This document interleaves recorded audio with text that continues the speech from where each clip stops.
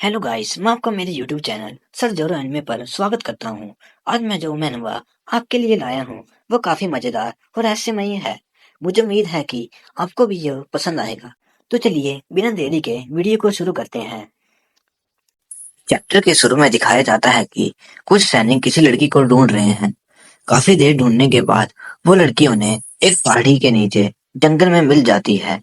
लेकिन जिस दिन उन्हें ये लड़की मिली, लड़ाई के खत्म हुए पूरे 6 दिन हो चुके थे।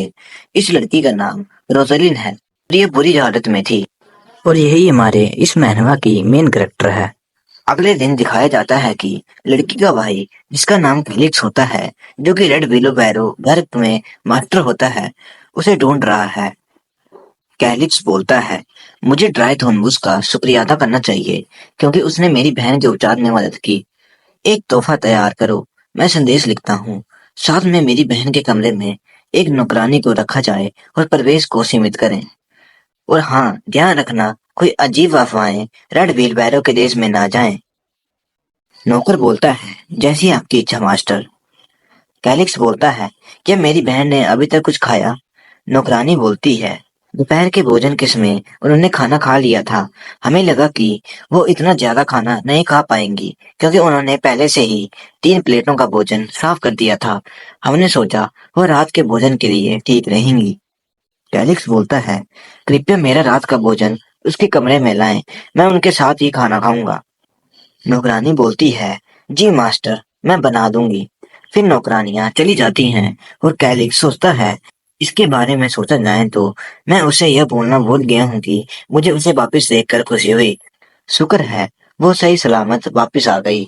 मुझे रात के भोजन के समय उससे बात करनी चाहिए। रात के समय कैलिक्स और उसकी बहन खाना खा रहे होते हैं कि कैलिक्स को उसकी बहन के लिए कही गई बातें याद आती हैं कि जब रोसलिन पहाड़ी से गिरी थी तब उसका सिर काफी जोर से टकराया था। इसलिए हो सकता है कि वो अपनी बोलने की क्षमता ये पुरानी यादें खो दें। कैलिक्स यह सोच ही रहा होता है कि तभी रोजालिन हाथ से ही कैलिक्स की थाली से मीट उठाकर जानवरों की तरह खाने लगती है, जिसे देखकर कैलिक्स दुखी हो जाता है और बोलता है कि मेरी बहन को अल्जामेर कैसे हो सकता है। अगले दिन कैलिक्स अपनी बहन से मिलने उसके कमरे के बाहर जाता है और नौकरों से पूछता है कि उसकी बहन कैसी है, जिसका जवाब देने में नौकर हकला जाते हैं, जिसे देखकर कैलिक्स को कुछ सही नहीं लगता और बिना रुके सीधा कमरे में चला जाता है। कैलिक्स बोलता है, बहन, क्या तुम ठीक हो? तुम्हें कोई तकलीफ तो नहीं हो रही? बहन, क्या हुआ? रोज़ेलिन बोलती है, मेरा शरीर थोड़ा ठीक, कहीं तकलीफ नहीं। ऐसे शब्दों को सुनकर सभी हैरान रह जाते हैं। रेड वैगन व्हील की रोज़ालिन वो सिर्फ अकेली थी जो कि बिना शरीर के मिली थी। इन्होंने ड्राई थॉर्नबुश देश में विविधता की सीमाओं पर एक शिकार प्रतियोगिता आयोजित करने का निर्णय इसलिए लिए क्योंकि वहां जानवरों और राक्षसों की संख्या बढ़ती ही जा रही थी।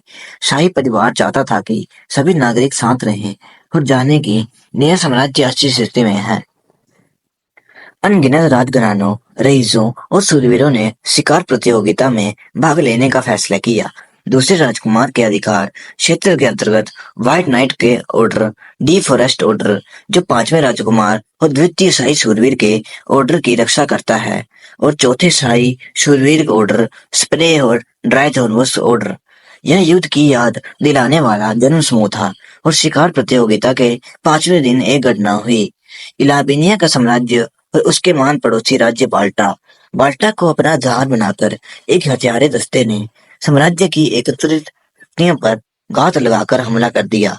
एक काली रात में सुबह होने तक युद्ध समाप्त हो गया था, लेकिन हथियारों द्वारा छोड़ा गया जहर पवित्र शक्तियों द्वारा भी शुद्ध नहीं किया जा सका, जिसके कारण अनगिनत चोटें और मौतें हुई।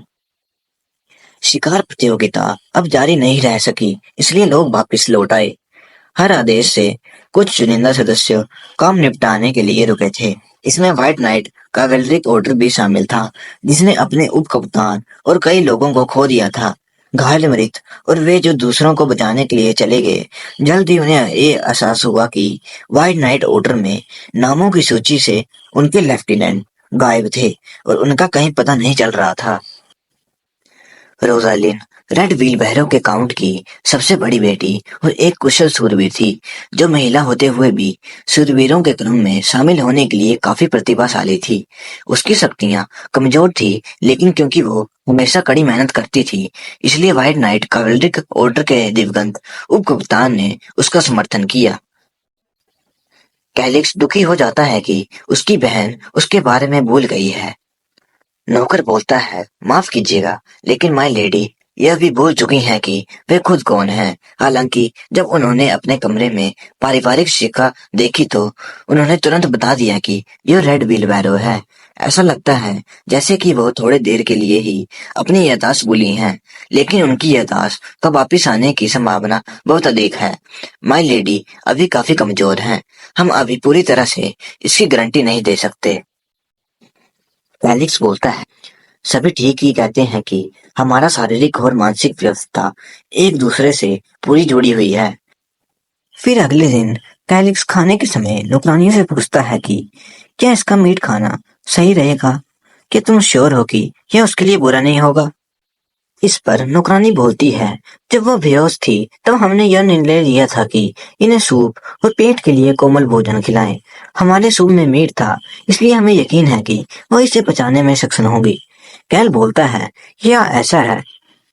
नौकरानी बोलती है, यदि आप कर सकते हैं तो कृपया एक क्षण प्रतीक्षा करें, हम आपके लिए कुछ खाना निकाल लेंगे।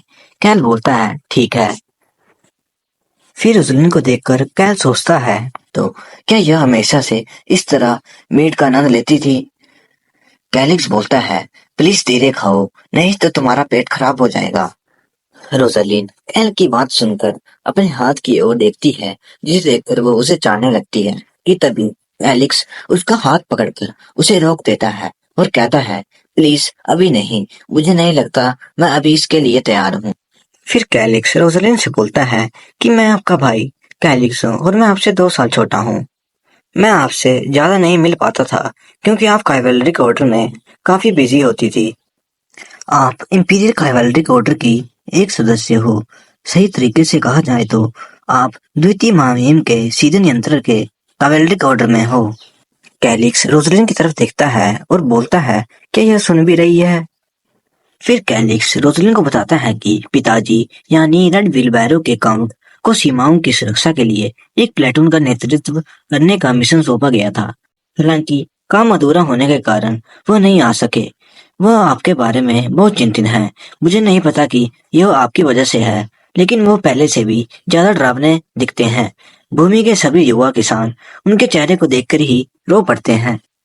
लेकिन फिर भी पिताजी अपने आदर्शों को कमजोरों पर थोपना पसंद नहीं करते थे और यहाँ तक कि साथी परिवार भी किसानों के साथ सही व्यवहार करना ठीक समझते थे। लोगों का उनके प्रति बहुत आदर था कि उन्होंने एक शराब को उनके नाम पर रख दिया। हाँ, लेकिन तुम उसे नहीं पी सकती क्योंकि तुम्हें अंगूरों से एलर्जी है। हमारी भूमि का मुख्य निर्यात अंगूर ही है। तुम हमेशा इस बात से दुखी होती थी कि भाग्य ने तुम्हारे साथ कैसा छल किया है। एक मिनट, शायद इसके लिए नहीं, लेकिन क्या मेरे मीट में एक घटक के रूप में अंगूर के साथ कमी शामिल नहीं थी? बहन, क्या तुम ठीक हो? क्या तुम ठीक से सांस ले सकती हो? क्या तुम्हें कोई सूजन महसूस तो नहीं हो रही? तुम्हारे पूरे शरीर पर खुजली होती थी।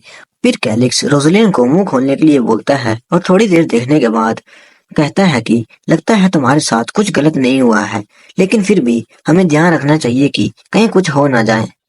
तभी पीछे से नौकरानी आ जाती है और बोलती है, माय लेडी, कहीं आपको कुछ हुआ तो नहीं? मुझे माफ कर दीजिए, यह मेरी गलती है। मुझे नहीं पता था कि लेडी इसे खा लेगी। कैलिक्स बोलता है, कोई नहीं, मैं भी इसके बारे में भूल गया था। हालांकि मैं खुद एडलेफ इसकी देखभाल कर रहा होगा। मुझे ऐसे मामले याद हैं जब एलर्जी उम्र के साथ बेहतर होती गई। नौकरानी बोलती है, लेकिन फिर भी हमें इन्हें खाने के बाद कुछ एलर्जी की दवा दे देनी चाहिए। मैं उसे तुरंत तैयार करती हूँ। फिर कैलिक्स अपनी बहन की ओर देखता है कि वो वाइन किस तरह पी रही है, जिसे देखकर वो सोचता है कि इसने उस एवोकाडो सलाद से को छुआ तक नहीं जिसे वो पसंद करती थी, और यह वाइन सॉस से भरी प्लेट को साफ करने में कामयाब रही।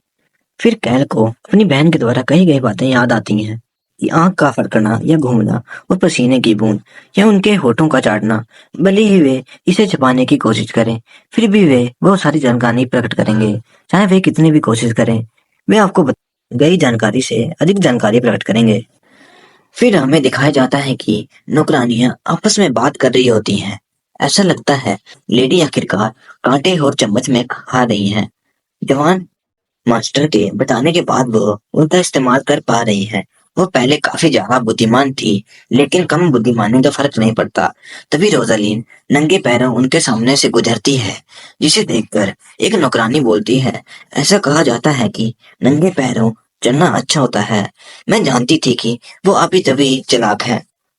दूसरी तरफ नौकर बोलता है, हम सबके परे किसी प्राणी का आशीर्वाद प्राप्त करने के बाद वो 6 दिनों के बाद मृतकों की नदी से लौट आई। उसने पूरे महल में फैली मृतकों की आत्माओं से छुटकारा पाने के लिए पूरे 1 दिन बाद आंखें खोली, और अपनी चोटों के बावजूद उन्होंने लोगों का ध्यान रखा और उन्हें शांत किया।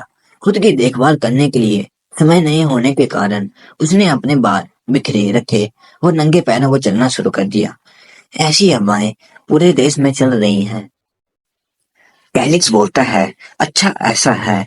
यह कि वो नंगे पैरों में है ही एकमात्र सच्चाई। लेकिन ये अफवाहें इतनी ज्यादा कैसे बदल गई? हालांकि मैंने सुना था कि वो बच्चों के साथ काफी अच्छी है। ये सच में चीजों को हद से बाहर कर रहा है।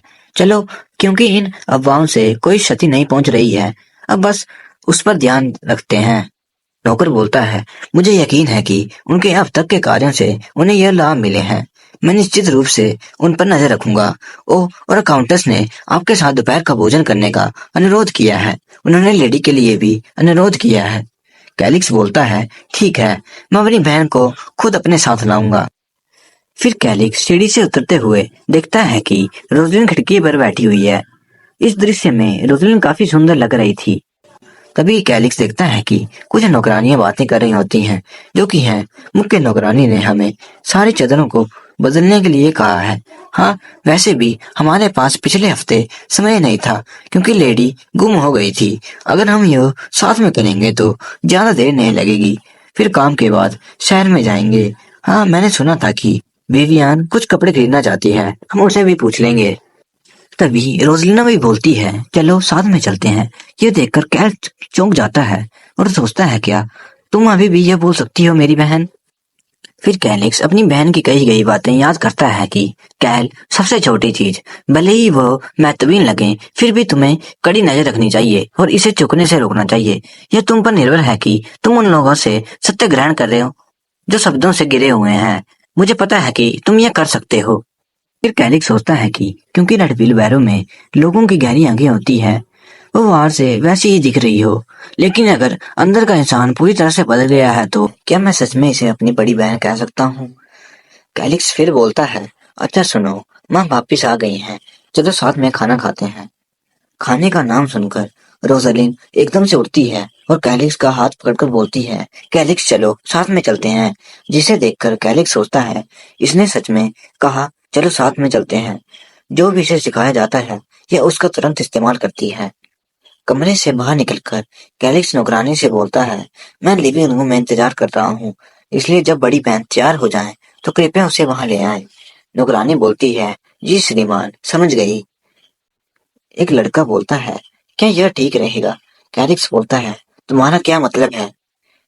लड़का बोलता है, काउंटेस को नहीं पता कि सबसे बड़ी बेटी लापता है, और ना ही वो जानती है कि वो घायल होकर लौटी हैं। आपका उन्हें तुरंत ये बताने का कोई इरादा नहीं है ना? मुझे चिंता है कि संविधान बहुत परेशान हो सकता है। कैलिक्स बोलता है, माँ काफी कमजोर है। जब बड़ी बहन लापता हो गई तो वो हवा बदलने के लिए दूसरे विला में चली गई थी। लड़का बोलता है, आपने अभी उन्हें यह नहीं बताया है ना? कैलिक्स बोलता है, किस बारे में? लड़का बोलता है कि युवा लेडी की मानसिक स्थिति। तभी कैल गुस्से से बोलता है, मेरी बड़ी बहन की मानसिक स्थिति क्या है? लड़का घबराकर बोलता है, मेरा मतलब प्यारी बन गई है। मुझे लगता है कि वो काफी हैरान हो जाएंगी, इसलिए मेरे पास यह सुनिश्चित करने के अलावा कोई अन्य विकल्प नहीं है कि हमारी कहानियां संरेखित हों। गैलिक्स बोलता है, वह खाने के शिष्टाचार से कुछ हद तक परिचित है, क्योंकि वो काफी बुद्धिमान है। हमें इस बात में सावधान रहने की जरूरत है कि हम क्या कहते हैं, क्योंकि मुझे लगता है कि एक बार जब वो इतनी सी चीज को अवशोषित कर लेती हैं, तो शायद वो इसे नहीं भूलेंगी। फिर कैलिक्स अपनी बहन से कुछ बातें बोलता है। और जब माँ बाप से बात करती है तो क्या होता है? रोसलिन बोलती है, मैं हाँ या ना में उत्तर देती हूँ। कैलिक्स बोलता है, और जब खाने को समय हो तो? रोसलिन बोलती है, मुझे चाकू और कांटे का इस्तेमाल करना होगा। कैलिक्स बोलता है, बहुत अच्छे। फिर हमें कैलिक्स और रोसलिन की माँ दिखाई देती है। माँ बोलती है, ओ मेरे बेटे। कैलिक्स बोलता है, माँ आप कैसी हैं? माँ बोलती है, मुझे काफी अच्छा लग रहा है, क्योंकि मुझे एस्टेट में वापस आए हुए काफी समय हो गया है।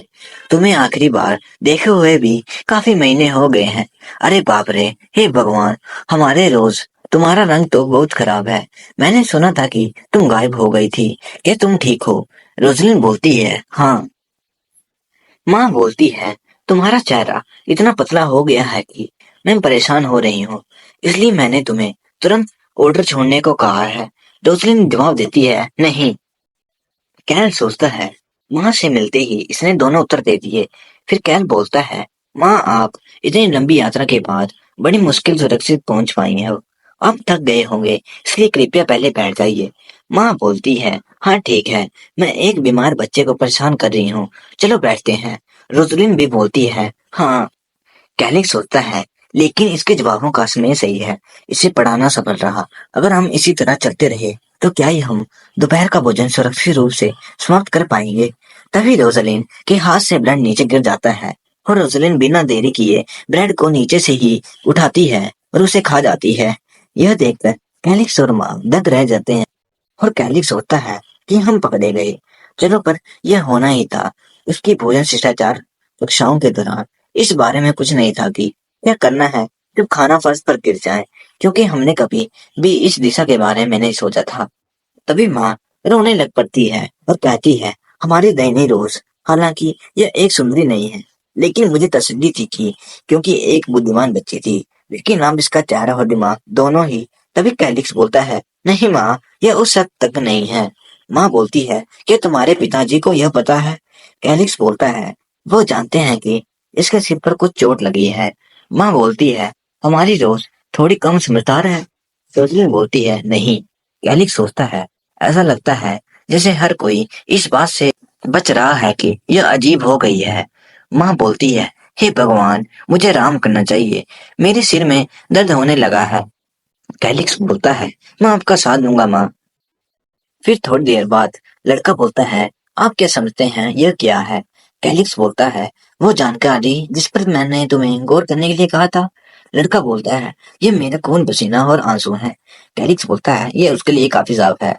लड़का बोलता है, जब आपने पहली बार मुझे आदेश दिया था तो मैं उत्सुक था कि इतना परिपक्व व्यक्ति अचानक इस तरह की चीज में दिलचस्पी क्यों ले रहा था। लेकिन जांच करने के बाद मुझे पता चला कि आप मुझसे पंगा लेने की कोशिश नहीं कर रहे थे। ऐसा नहीं हो सकता, क्या सच में? पेरिक्स बोलता है, अभी तक नहीं। यह अभी भी सिर्फ एक संदेह है। निष्कर्ष पर ना पहुंचे, और आज के लिए तुम जा सकते हो। रात के समय कैलिक्स उस नोट को पढ़ रहा होता है, जिसमें लिखा होता है कि यदि आप जंगल में गहराई तक जाएंगे तो आपकी परछाई निकल जाएगी। जब कोई नहीं देख रहा हो तो जंगल की छाया हिलती रहती है। जंगल के भीतर एक छाया है जो इंसान को नकल करती है। जंगल की छाया बोल सकती है। प्रत्येक क्षेत्र में भूतों की कहानियां थोड़ी अलग होती हैं, लेकिन इसकी पहचान जंगल के भीतर इंसानों से अछूती जगह के रूप में की जाती है। छाया के अस्तित्व की पुष्टि एक साझा सामान्य कारक है। तभी कैलिक्स देखता है कि नोट में एक गवाह की गवाही भी है। गवाह की गवाही कुछ इस तरह की होती है, औषधियां, जड़ी बूटियां इकट्ठा करने की कोशिश करते समय मैं लड़खड़ा गया और चट्टान से गिर गया। इससे पहले कि मैं यह जानता, मैं होश खो चुका था। मुझ में खुद को ऊपर उठाने की शक्ति नहीं, इसलिए मैं वहीं लेटा रहा और घने जंगल को देखता रहा। लेकिन तभी कुछ सामने आया। पहले तो मुझे लगा कि यह किसी साधारण पेड़ की छाया है, लेकिन देखने के बाद अंधेरे में कुछ हिलता हुआ सा महसूस हुआ। घोंगे के समान 100 वर्ष के बुजुर्ग व्यक्ति की तुलना में धीमी गति से चलना, बोलना, यह सुबह की धुंध के माध्यम से मेरे पास आया। यह बहुत ही भयानक दृश्य था। हालांकि मैंने इस तरह के राक्षसी जानवर से अस्तित्व की कहानी कभी नहीं सुनी थी, लेकिन औषधियां, जड़ी बूटियां इकट्ठा करने वालों के बीच ये काफी प्रसिद्ध थी। एक ऐसी परछाई है जो मौत की गंध को अच्छी तरह सूंघ सकती है। लेकिन उसे देखकर मुझे पता चल गया कि मैं मौत के दरवाजे पर हूँ। बेशक मैं वहां भी अकेला था, यह सही है। वह चीज मेरी मौत की गंध सूंघकर आई थी और बहुत देर तक वह मेरे सिर के पास खड़ा रहा, मानो वह मेरे मरने का इंतजार कर रहा हो। इसलिए मैंने अपने पास मौजूद मूल्यवान औषधि जड़ी बूटियां खाई, चबाई और चूसा और जीवित रहने के लिए हर संभव प्रयास किए। शुक्र है कुछ दिनों बाद मेरा खून बहना बंद हो गया और मेरे कटे हुए पैर की सूजन कुछ कम हो गई। हाँ, तभी मुझे लगा कि मैं जीने जा रहा हूँ। लेकिन वो चीज मुझे कोसती ही रही, क्योंकि वो धीरे धीरे जंगल की ओर पीछे हटने लगी। मैंने सोचा कि लोगों ने इसे छाया क्यों कहा है? क्या यह इकट्ठे हुए काले कोहरे के आकार के कारण था जब यह पहली बार मेरे पास आया था? लेकिन कुछ दिनों बाद ऐसा लगने लगा, बिल्कुल एक इंसान की तरह। हालांकि उसका मुंह नहीं था, फिर भी वो उसका रूप वैसा ही था। इतना कि कोई भी विश्वास कर सकता था कि यह मेरी ही परछाई है। यह बहुत डरावना था। और जिस क्षण मुझे इसका एहसास हुआ कि तभी कैलिक्स को आवाज आती है और वो कमरे के अंदर देखकर बोलता है, कहीं यहाँ जासूस तो नहीं? कैलिक्स एकदम से दरवाजा खोलता है और अपने सामने वाले पर अपनी तलवार तान देता है। लेकिन तभी कैलिक्स देखता है कि सामने कोई और नहीं बल्कि उसकी बहन ही होती है। कैलिक्स को खून की गंध आती है और वो देखता है कि जासूस मुड़ी हुई गर्दन के साथ मर चुका है। कैलिक्स रोजालिन के हाथ में खून देखकर सोचता है, जब ये हथियार लेने जा रहा था तो इसने इसकी गर्दन बड़ी अच्छी तरह से घुमा दी। क्या इंसान की ताकत से यह संभव है? अगर यह इंसान नहीं है तो ऐसा कहा जाता है कि अगर आपने इसे देख लिया तो मौत नजदीक है। कैलिक्स बिना देरी किए रोजलिन को जमीन पर पटक देता है। रोजलिन कैलिक्स का नाम पुकारती है, लेकिन कैलिक्स रोने लग पड़ता है और कहता है, नहीं, तुम वो व्यक्ति नहीं हो जिसे मैं जानता था। तुम्हें क्या लगता है कि मैं अपने परिवार को खत्म नहीं कर पाऊंगा? मुझे बताओ, नहीं तो मैं तुम्हारा सिर दर्द से अलग कर दूंगा। यह आने का तुम्हारा क्या लक्ष्य है? तुम्हारी यह रूप लेने की हिम्मत कैसे हुई? तुम आखिर हो क्या? क्या तुम? तभी रोजलिन बोलती है, मैं एक छाया हूँ। मैं हूँ रोजलिन की छाया। फिर हमें उस परछाई के बारे में बताया जाता है। वह बहुत ऊंचा पर्वत है। यह एक प्राचीन जंगल में मौजूद था जिसमें किसी इंसान ने कदम नहीं रखा था। कभी कभी यह पक्षी का रूप भी ले लेता है, कभी कभी एक कीड़े का भी, और कभी कभी एक जानवर का भी। इसकी लाल आंखें हैं, जो कि किसी भी जानवर से ज्यादा ताकतवर और एक आक्रामक व्यवहार है। सबसे बड़ा कारण कि इसे राक्षसी ऊर्जा से बना होने के बावजूद एक राक्षसी जानवर के रूप में नामित नहीं किया गया है। ऐसा इसलिए है क्योंकि वह हमेशा छिपा रहता है और उस सामने नहीं आता। अतः इसे राक्षसी जानवर नहीं कहा जा सकता। वह काले धुएं के बादल के समान दिखाई देता है और जीवित रेत के ढेर के समान भी है। यह टूटा हुआ है और बड़ी मुश्किल से इकट्ठा हुआ दिखने में सक्षम है। यह केवल मृत जीव खाता है और शिकार बिल्कुल नहीं करता। यही एक कारण है कि उसे लंबे समय तक भूखा रहना पड़ा। वह मुख्य रूप से वही खाएगा जो चट्टान से गिरने से मर जाता है। और कभी कभी यह हारने वाले पक्ष के मरने के लिए क्षेत्रीय लड़ाई के करीब इंतजार करेगा। यदि उसे बहुत भूख लगती है तो वह घास या फल भी खाता है, लेकिन वह इसे पसंद नहीं करता है। काउंट थ्राइडोनबुस, जिसने 2 साल पहले अपनी उपलब्धि प्राप्त की थी, ने राक्षस जानवरों को वश में करने में बहुत रुचि दिखाई। शिकारियों और भाड़े के सैनिकों के लिए धन्यवाद, राक्षसी और जानवरों की संख्या में भारी गिरावट आई। परिणाम स्वरूप वह लंबे समय तक भूखा रहा। वह छुप गया और बहुत लंबे समय तक वह छिप गया और बहुत लंबे समय तक इंतजार करता रहा।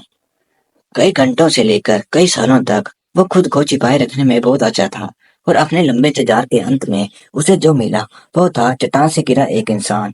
वो केवल तभी अपने असली रूप में वापस आता था जब वो खाता था, क्योंकि कुछ भी जीवित हो खाने की मनाही थी।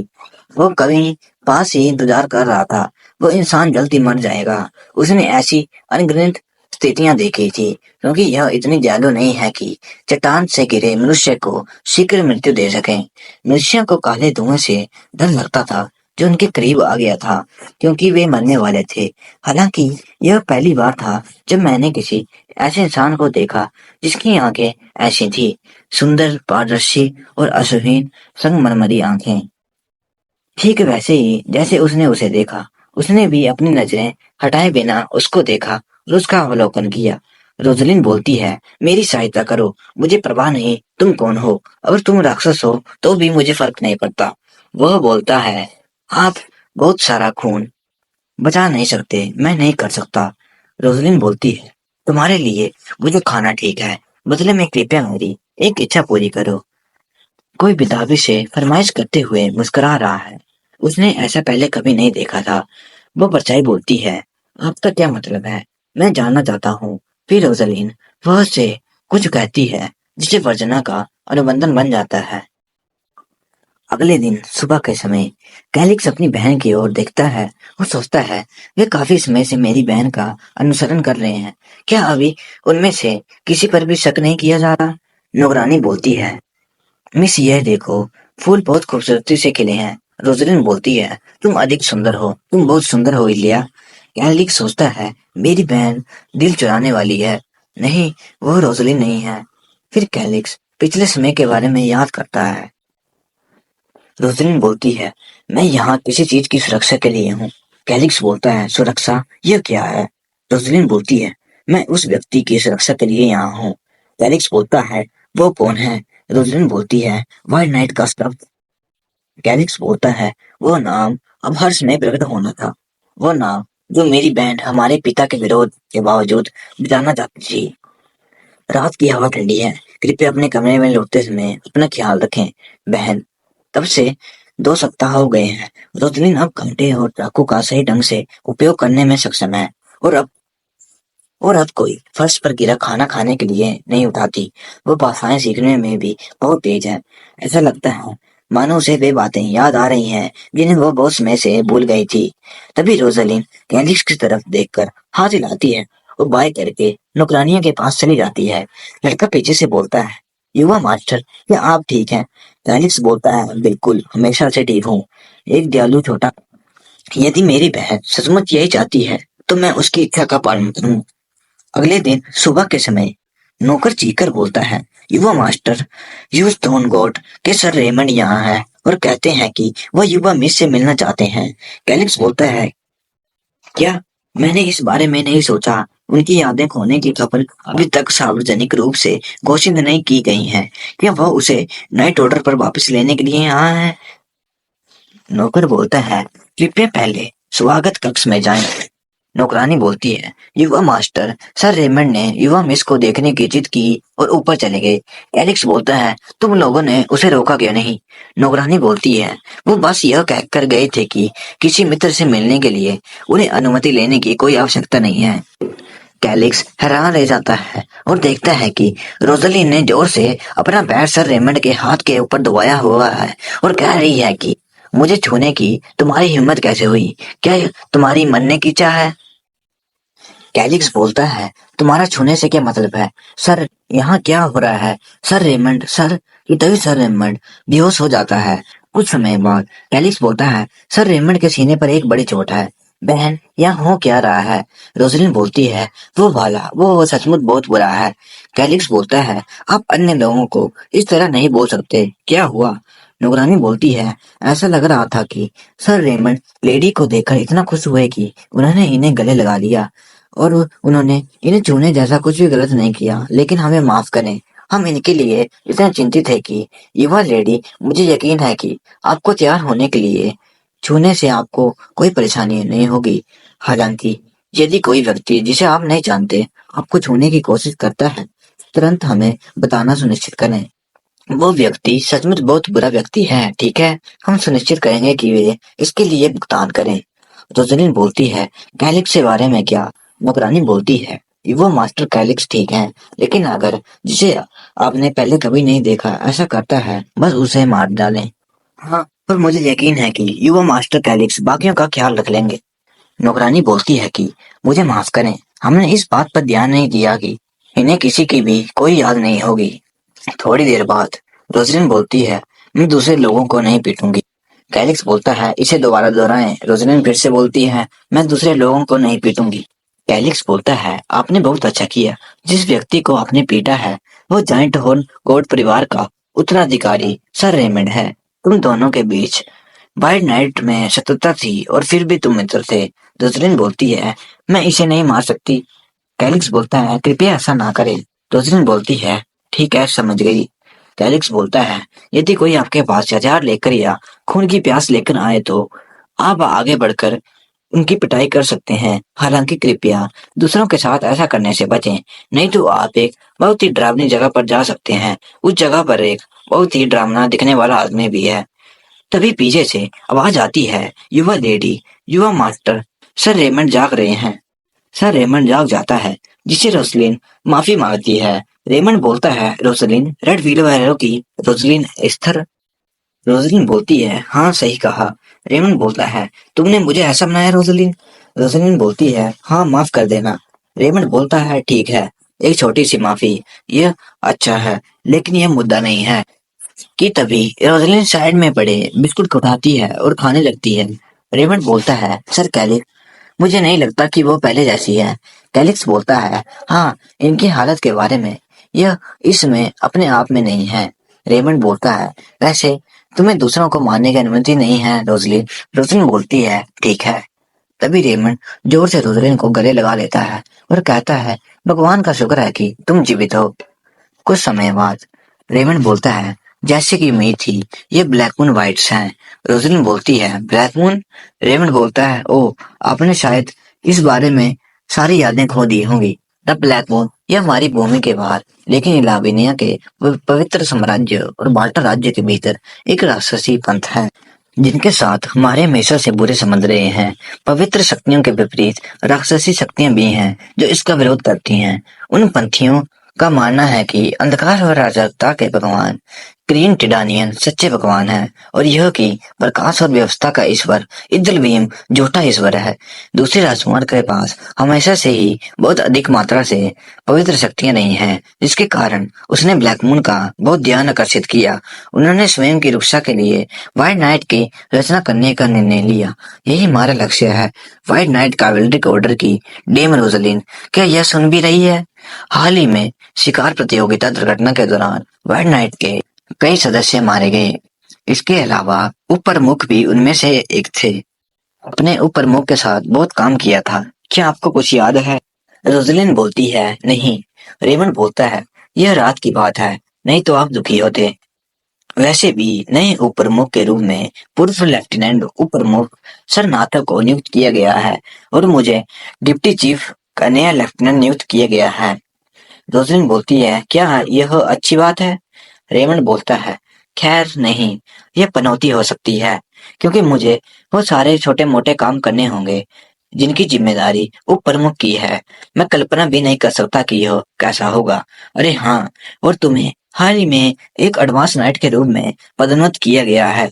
तुम्हारे प्रमोशन टेस्ट के स्कोर अच्छे थे और क्योंकि हाल ही में बड़ी संख्या में उन उन्नत शूरवीरों की मृत्यु हो गई थी, इसलिए उन्हें रैंक में बढ़ने की आवश्यकता थी।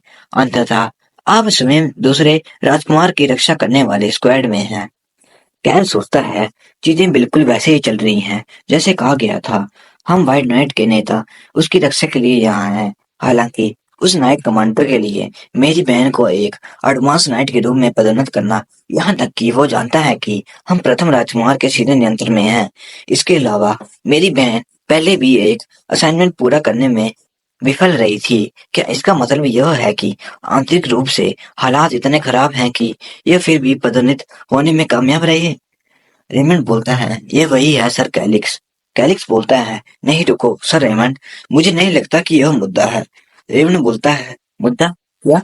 ओ, कुछ समय बाद अभियान कक्ष में रेमंड बोलता है, मुझे स्थिति का आकलन करने दीजिए रोजलिन, अपनी तलवार खींचने का प्रयास करो।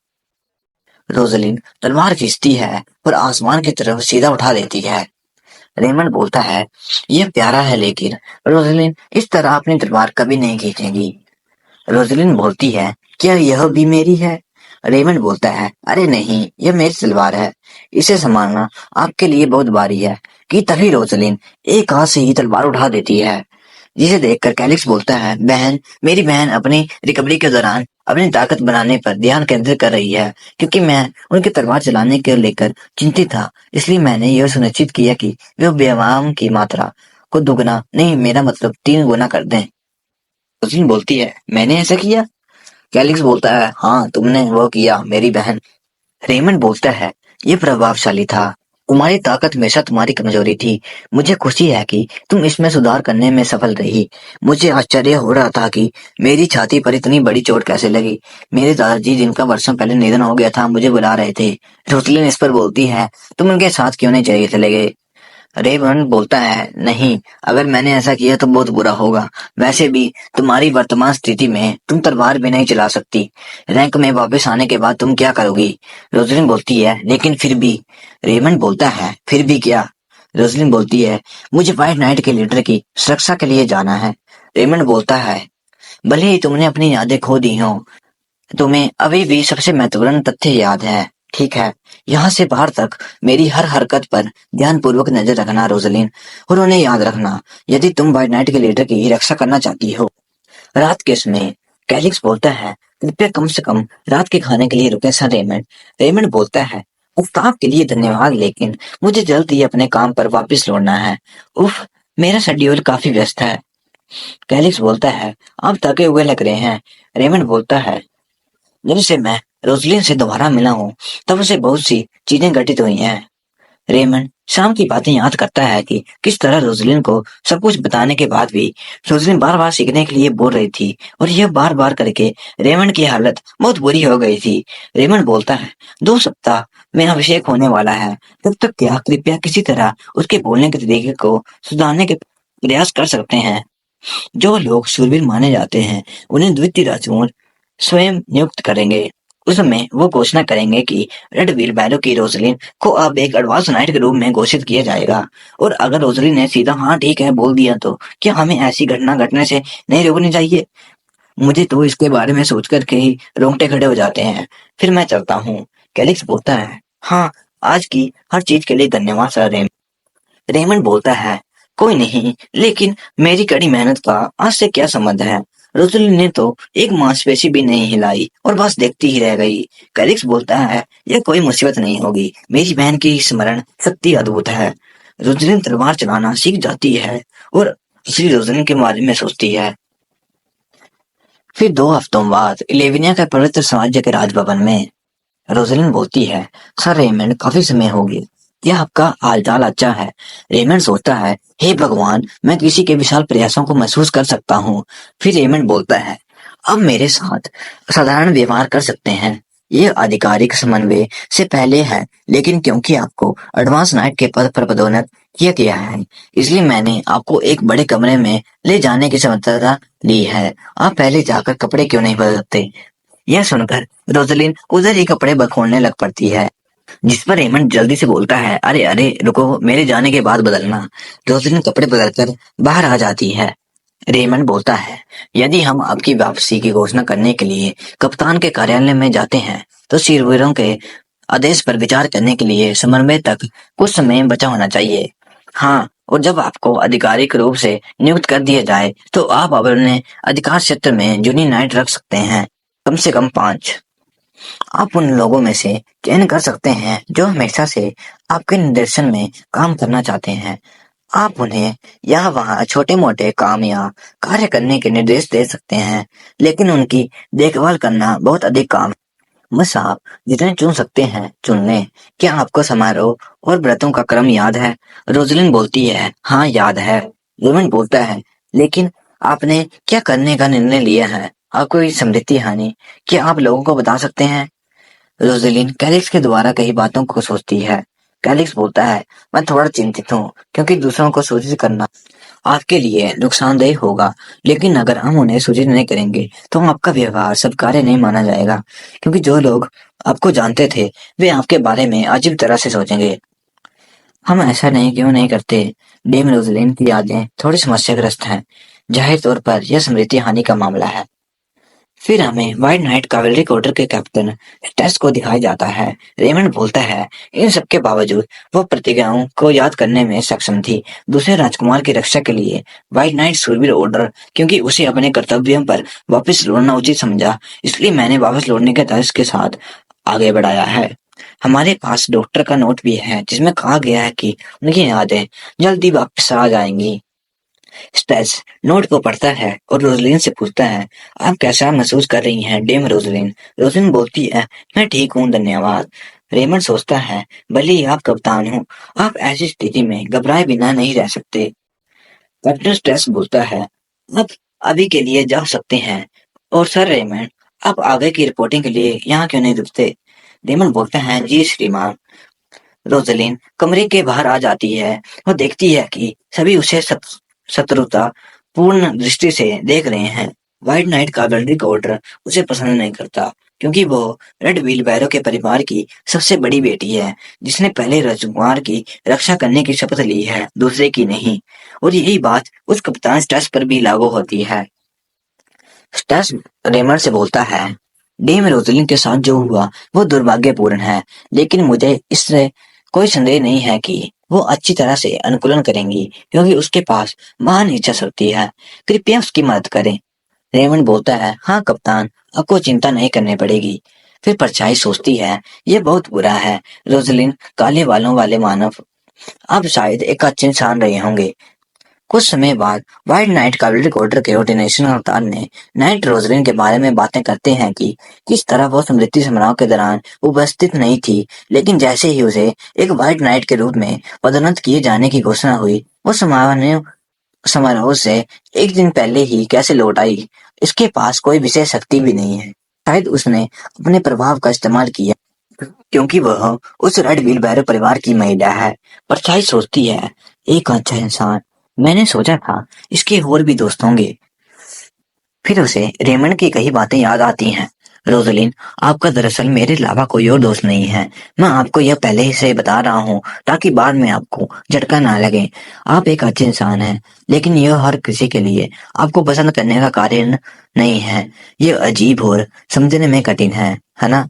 मानवीय रिश्ते ऐसे ही होते हैं। चिंता मत करो, मैं 100 दोस्तों के बराबर हूँ।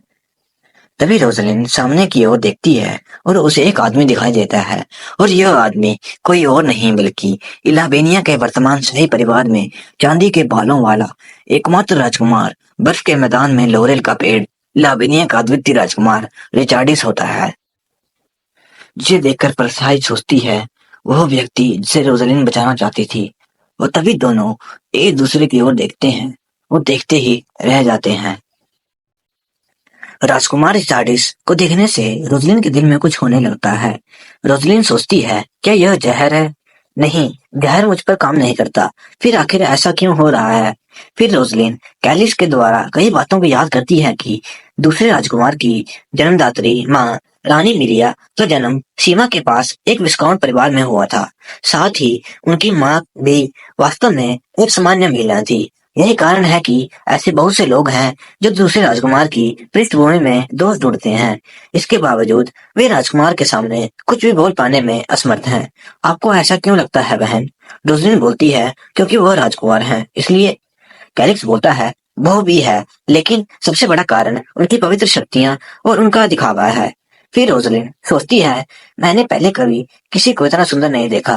क्या यही कारण है कि मेरा दिल जोर से धड़क रहा है, क्योंकि मैं राजकुमार की उपस्थिति से आश्चर्यचकित थी?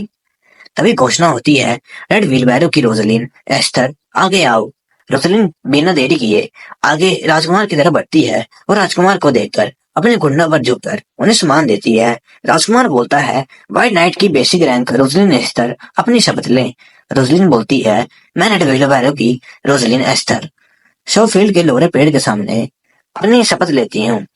फिर राजकुमार बोलता है, मैं स्नोफील्ड का लोरेल वृक्ष रिकार्डिस दारियो इलाबेनिया आपकी शपथ सुनता हूँ। रेड व्हीलबैरो की रोजलिन, तुम वो तलवार बनोगी जो इदेल भीम के अंधेरे चंद्रमा को काटेगी। आदर्श भीम की रोशनी बनो और ब्लैक मून को विभाजित करो। रोजलिन बोलती है, मैं कमजोरों की रक्षा करने की शपथ लेती हूँ और साम्राज्य के प्रति निष्ठा की प्रतिज्ञा करती हूँ। मैं कमजोरों की मजबूत बाढ़ और इलाबेनिया की अटूट ढाल बनकर अपने सम्मान की रक्षा करूंगी। माननीय देलभीम की प्रतिभा के तहत मैं दूसरे लोरल ट्री की नाइट बनूंगी और अपना जीवन अर्पित करूंगी। राजकुमार बोलता है, माननीय दिलभीम की प्रतिभा के तहत मैं आपको रेड व्हीलबैरो की रोजलिन एक एडवांस नाइट के रूप में नियुक्त करता हूँ। दिलभीम का आशीर्वाद आपको प्राप्त हो। ऐसा कहकर राजकुमार अपनी उंगली से रोजलिन को छूता है और फिर आखिरी बार रोजलिन की तरफ देखकर अपना सिर हटा देता है। रोजलिन बस देखते ही रह जाती है। फिर वापिस लाइन में जाकर रोजलिन सोचती है, यह किसी कारण ठंडा महसूस हुआ। थोड़ी देर बाद एडवांस रैंक शूरवीर कार्यालय में रेमंड बोलता है, अच्छा ऐसा नहीं लगता कि वे आपको राजकुमार का अंगरक्षक बनने जैसा कोई महत्वपूर्ण काम देंगे, क्योंकि आपकी अभी अभी पदोन्नति हुई है। मुझे पूरी उम्मीद थी कि वहाँ ढेर सारा कागजी काम होगा, लेकिन यह मैंने सोचा था कि उप कप्तान के रूप में मेरे लिए भी काम का बोझा बहुत ज्यादा होगा, लेकिन मुझे ये दोनों करने की जरूरत है। मुझे यह उम्मीद नहीं थी। दोस्तों, मैं आपको बता दूं कि ये टेबल पर जो भी किताबें दिख रही हैं, यह सारा का सारा रोजलिन का काम है। लेकिन यह दास भूल जाने के कारण रोजलिन नहीं जानती इन्हें कैसा करा जाए, इसलिए ये सारा काम बेचारे रेमंड को करना पड़ रहा है। रोजलिन बोलती है, क्षमा करें, मुझे नहीं पता कि इसे कैसे करते हैं। रेमंड बोलता है, हाँ हाँ, यह ठीक है, आपको बस सीखने की जरूरत है। मुझे यकीन है कि आप जल्दी सीख जाओगे, क्योंकि आप होशियार हो। अरे हाँ, प्रशिक्षण मैदान अभी खाली होगा, वहाँ अपनी तलवारबाजी का अभ्यास करने के बारे में आपका क्या ख्याल है? निराश मत हो, यह कुकीज भी ले लो। मैं उप कप्तान के कार्यालय में अपना काम कर रहा हूँ, इसलिए यदि आपको किसी चीज की जरूरत हो तो मुझसे मिलने आए, ठीक है? रोजलिन बोलती है, ठीक है। वो प्रशिक्षण स्थल बोलते बोलते वहां चली जाती है। प्रशिक्षण स्थल पहुंचने के बाद रोजलिन तलवारबाजी सीखने के लिए तलवार निकाल रही होती है कि पीछे से सर नेस्टर और उसके साथी आ जाते हैं और बोलते हैं, ब्लैक मून को भेजने वाले इडेल बेम के सम्मान के लिए बेम रोजलिन, काफी समय हो गया है। रोजलिन बोलती है, इडेल बेम की महिमा आप पर बनी रहे। नेस्टर बोलता है, एडवांस रैंक नाइट में पदोन्नति होने के लिए आपको मेरी ओर से हार्दिक बधाई। रोशनी बोलती है, धन्यवाद। नेस्टर बोलता है, अब मुझे सुचेत कर सकते थे यह देखकर कि कैसे हम एक ही समूह में हुआ करते थे, क्योंकि मुझे इसकी आशा नहीं थी, इसलिए मैंने आपके लिए पहले से कोई उपहार तैयार करने के बारे में भी नहीं सोचा। फिर नेस्टर सोचता है, यदि अन्य बेसिक रैंक शूरवीरों ने किसी अन्य एडवांस रैंक शूरवीर को ऐसी बात कही होती तो उन्हें पहले ही दंडित किया जा चुका होता, लेकिन यह सिर्फ दिखती तेज है, ये असल में एक बेवकूफ है। एक बेवकूफ के लिए जो तलवारबाजी कौशल की कमी की भरपाई अपने दिमाग से करती है, मुझसे पहले एक एडवांस रैंक के नाइट की पदोन्नति पाने के लिए वो कितनी अहंकारी है। नेस्टर बोलता है, डे रोजलिन, क्योंकि हम एक समय ऐसे कॉमरेड थे जो एक दूसरे पर भरोसा करते थे, कृपया मुझे कुछ संकेत दें। फिर नेस्टर दोबारा सोचता है, यदि कप्तान किसी एडवांस रैंक नाइट को बेसिक रैंक नाइट से हारते हुए देखते हैं तो मुझे यकीन है कि वो पदोन्नति पर पूर्ण विचार करेंगे। नेस्टर फिर बोलता है, कृपया मुझे मना ना करें, मैं ईमानदारी से आपसे सीखने की आशा करता हूँ। रोजलिन सोचती है, कैलिक्स ने मुझे ऐसी स्थितियों में फिर से क्या करने के लिए कहा था। फिर रोजलिन कैलिक्स की बातें याद करती है, क्योंकि वो एक नाइट ऑर्डर है, इसलिए इसमें एक सख्त पदानुक्रम होना चाहिए, लेकिन निश्चित रूप से कुछ कमीने लोग होंगे जो उस पदानुक्रम का पालन करने से इनकार कर देंगे। आखिरकार आपके बहुत सारे दुश्मन हैं, मुझे यकीन है कि वे आपके लापता तलवारबाजी में कमी निकाल लेंगे। खैर, जब ऐसा होता है, वे जिस भी तरह की लड़ाई चाहते हैं उन्हें करने दीजिए, इसे ऐसे बनाएं कि वे फिर कभी आपके सिर पर चढ़ने की हिम्मत ना करें। रोजलिन बोलती है, ठीक है। नाइट बोलता है, लड़ाई तब तक जारी रहेगी जब तक कोई आत्मसमर्पण नहीं कर देता। तभी और नाइट्स भी वहां आते हैं और पूछते हैं कि यहाँ क्या हो रहा है, जिस पर वे उत्तर देते हैं कि जाहिर तौर पर सी वैली के नेस्टर ने रेड वीरवैरो की टीम रोजलिन के साथ प्रतिस्पर्धा करने का अनुरोध किया है। दूसरा नाइट बोलता है, बेसिक रैंक शूरवीरों में से क्या सर नेस्टर तलवार चलाने में काफी कुशल नहीं है? हालांकि यह एक सामान्य मैच जैसा लग रहा है।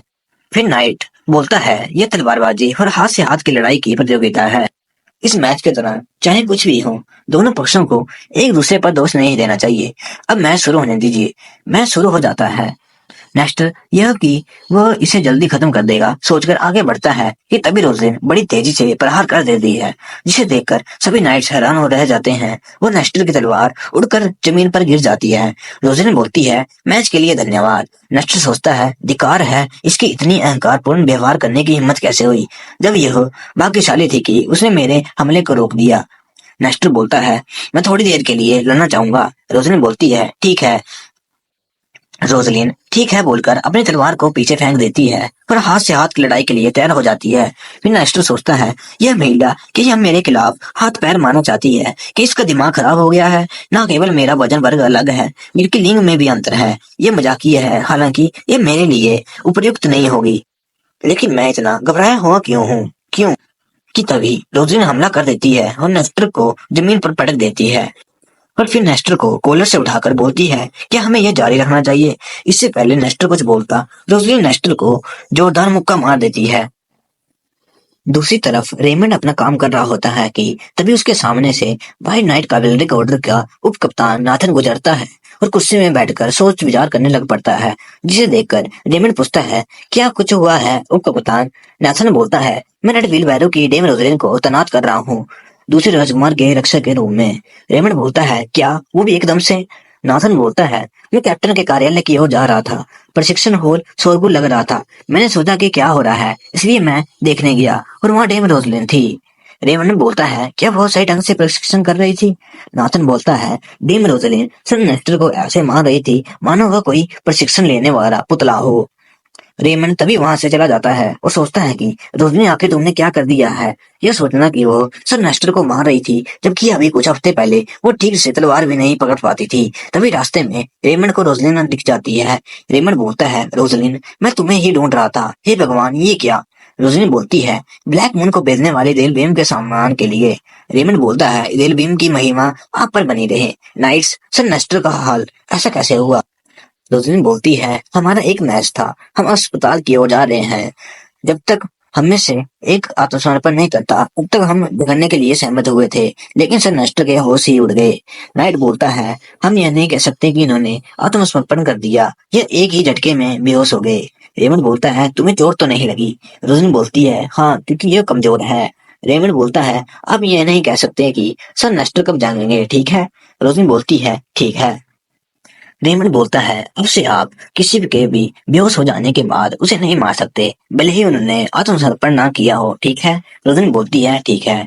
फिर हमें राजकुमार से संबंधित कुछ चीजें बताई जाती हैं कि इलियाबिनिया के शाही परिवार के वर्तमान सम्राट और सम्राज्ञी आपस में दूर के रिश्तेदार हैं, यानी राज परिवार को अपनी ताकत बढ़ाने के लिए अंतर्जातीय विवाह से कोई आपत्ति नहीं है।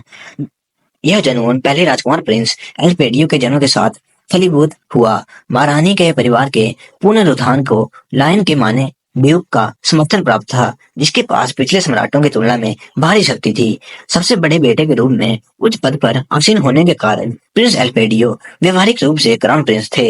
हालांकि जिस वर्ष वो 11 साल का हुआ, सम्राट किसी नए व्यक्ति को लाया जिससे चीजें ही बदल गई। वह निम्न पृष्ठभूमि की ओर ग्रामीण इलाके से थी, क्योंकि वो गरीबों में पैदा हुई थी, इसलिए उसे पहले कभी उस समाज में नहीं देखा गया था। उसका एकमात्र अच्छा गुण उसका सुंदर चेहरा और सितारों की तरह चमकते सुंदर बालों का रंग था।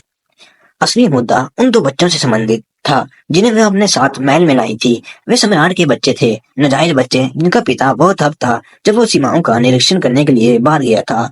यह एक ऐसी घटना थी जिसने इस पूरे शाही परिवार को उलट पुलट कर दिया। दोनों में से लड़का आधिकारिक तौर पर शाही परिवार का सदस्य बन गया और उसे एक नया नाम दिया गया, रिकार्डिस डेरियस इलाबेनिया, एक शाश्वत देश जहाँ भगवान की रोशनी चमकती थी। वो यह नाम रखने वाले दूसरे राजकुमार बने। 10 साल की उम्र में ही वह अचानक शाही परिवार का हिस्सा बन गए। जैसे ही यह ज्ञात हुआ कि उसकी ताकत पहले राजकुमार एल्पेडियो से भी अधिक थी, बिना किसी असहमति से उन्हें क्राउन प्रिंस के पद के लिए उम्मीदवार बनने के लिए आगे रखा गया।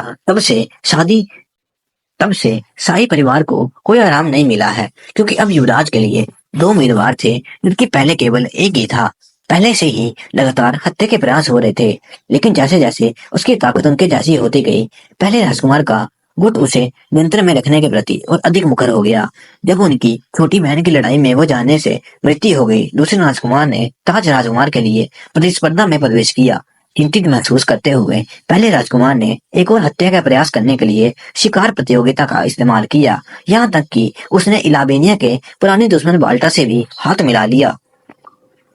फिर हमें रिकार्डिस को दिखाया जाता है। रिकार्डिस बोलता है कि वो भी सोचता है, मैं समझ नहीं सकता कि वो कितना मूर्ख है। यह विफलता बहुत कठिन रही होगी। मेरे शूरवीर बहुत कुशल हैं। यदि आप चाहते हैं कि मैं रेल बीम तक पहुंचूं, तो क्या मुझे चेतावनी देनी चाहिए कि यह पर्याप्त नहीं है? अर्ल सी वैली के अर्ल बोलते हैं, आप कैसी डरावनी बातें कर रहे हैं महाराज?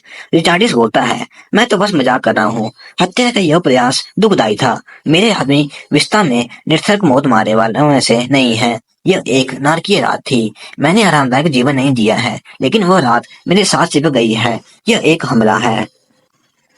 व्हाइट नाइट का वैदिक ऑर्डर, इधर भीम की उज्जवल रोशनी में आपने जो वादा किया है उसका पालन करें और महानीम राजकुमार के लिए अपना जीवन अर्पित करें। अगर मैं तब भाग ना गया होता, यदि मैंने शूरवीरों से उनके विरुद्ध युद्ध किया होता, मुझे उन लोगों को इन घटिया भावनाओं से पीड़ित करना है। स्टेस बोलता है, उस कमरे में कैप्टन स्टेस भी होता है। स्टेस बोलता है, वे अर्थहीन मोटे नहीं मरे। क्योंकि वे अपना जीवन आपको महामहिम को अर्पित करने में सक्षम थे। रिचार्डिस बोलता है, बकवास, मुझे नहीं चाहिए कि कोई मेरे लिए मरे। स्टेस बोलता है, फिर भी आपको महामहिम, आपकी सुरक्षा के लिए अभी भी लोगों की आवश्यकता है। शिकार प्रतियोगिता के बाद हत्या के प्रयास अधिक सक्रिय हो गए हैं। रिचार्डिस बोलता है, यह तो तुमने सही कहा, वे और अधिक सक्रिय हो गए हैं। दिन में जहर, रात में हत्याएं। एल्पेडियो, वो बेवकूफ, क्या वो इस बारे में भी नहीं जानता है कि रणनीतिक वापसी किसी कैसे कहते हैं? स्टेस बोलता है, मुझे आपको उसके बारे में भी कुछ बताना है। मैं डेम रोजलिन को आपके एक गार्ड के रूप में नियुक्त करना चाहता हूँ और उस पर आपकी राय जानना चाहता हूँ। महामहिम, क्या इसके साथ आगे बढ़ना ठीक रहेगा?